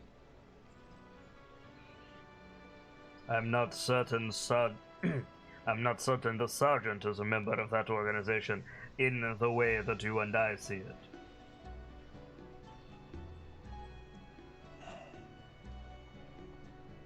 Which is a good thing, Sergeant. You say that. No. Yeah, it is. Like Shaco turns to you, Brick, and waves a finger at you, like, no, you don't understand. You don't want to be a part of the organization as we see it. But the organization that you claim to be part of, well, I don't hate nearly as much. Aye. The Baldur's Gate Flaming Fist. If they are not like what we deal with here, I can accept them. To a point. To a point.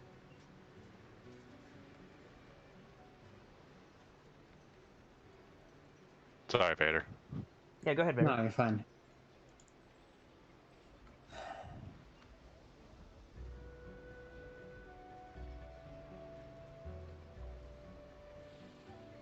Honestly, I've seen both the good and the bad.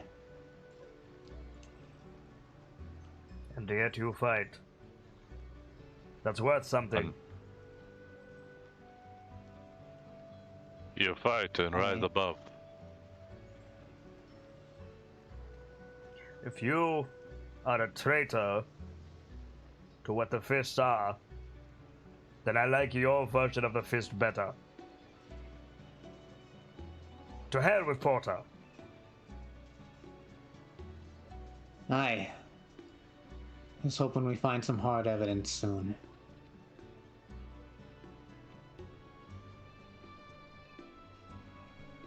For what it's worth, Sergeant, I don't know Raven Guard personally. But you're the damn finest fist I've ever met.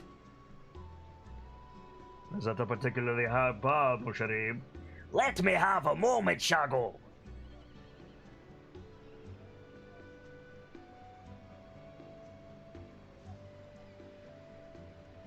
If the fist can produce a man such as you, Sergeant, I can put faith that perhaps they're not all that bad. Hell. I appreciate your, confidence in me. It is nothing more than you have not earned. And then you have earned, rather.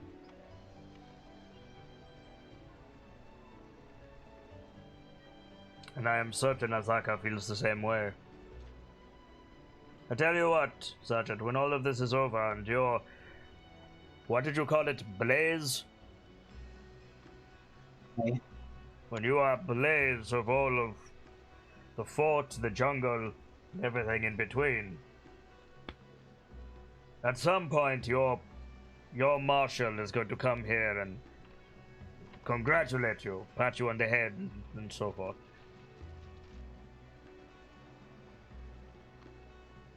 I would tell him what I think of you.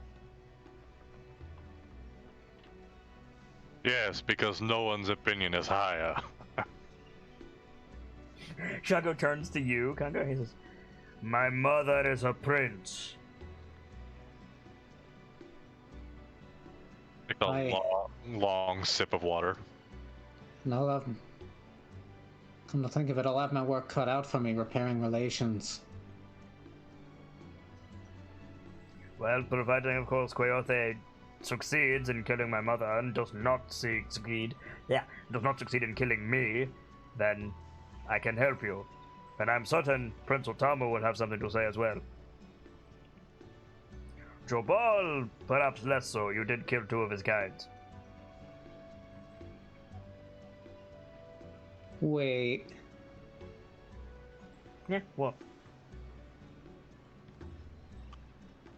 Wait, when did we kill guides? Scratch and Musharib. Wasn't with Jobal. Oh wait, that wasn't public knowledge, was it? Nope. About the only people who knew that Scratch wasn't with Jobal was like Flask and River and Azaka.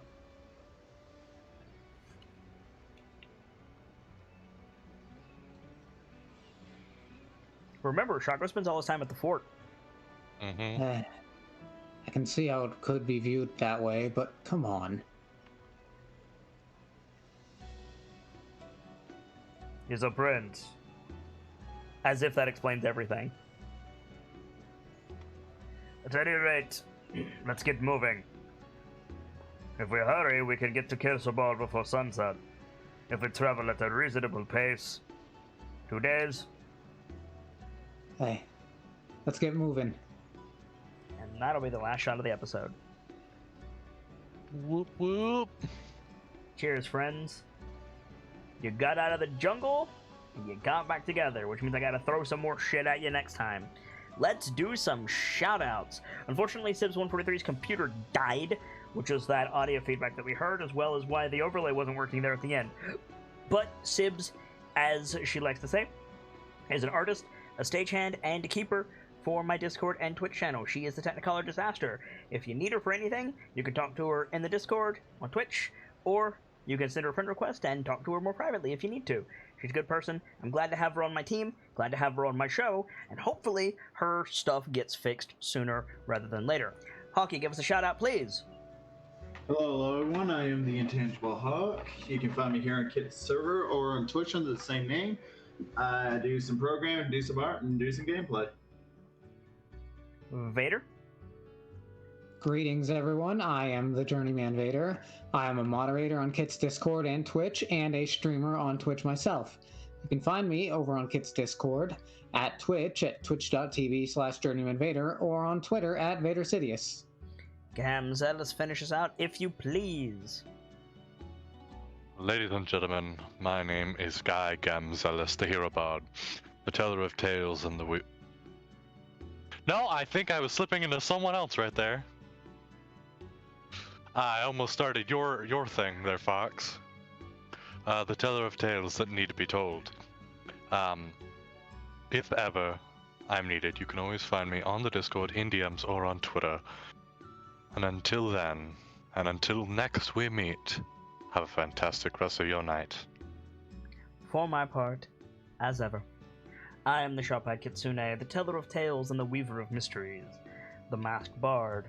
This is the channel that is devoted to lore and storytelling, world-building, role-playing, and discussions of those things. So if that's to your fancy, you're in excellent company here, and I do hope that you enjoy your time with us. I stream every single day that my health permits me to do so, and we're rolling with advantage in 2021 and beyond, which is 2 chances I got to give on stream. You just watched Dice-Icive Action Crown of Fangs, our weekly Tomb of Annihilation module playthrough with my own spin on things. I do hope that you all enjoyed. I'll be back tomorrow with more Demon Souls in the afternoon, and the premiere of May's Open Dice Night special event. Birchmila is sponsoring a World of Darkness Hunter the Vigil short story called The Monsters We Make at the same time as tonight. I do hope that you'll stop by if you like tabletop role-playing games, or if you don't know if you like tabletop role-playing games. We'd love to have you. For now, I need to get out of here, but as always, it's time to leave you with these parting words. From myself, my keepers, and those joining me on the stage this evening, to all of you, the regulars, the followers, the newcomers, and the lurkers. Whether you're just having a seat by the fire or you've got a running tab at the bar, remember, there's always more stories to tell. And hopefully, I'll see you all next time for another evening beneath the crown of fangs and a new chapter. Good night, you guys. Thank you so much for stopping by, and hope to see you again soon.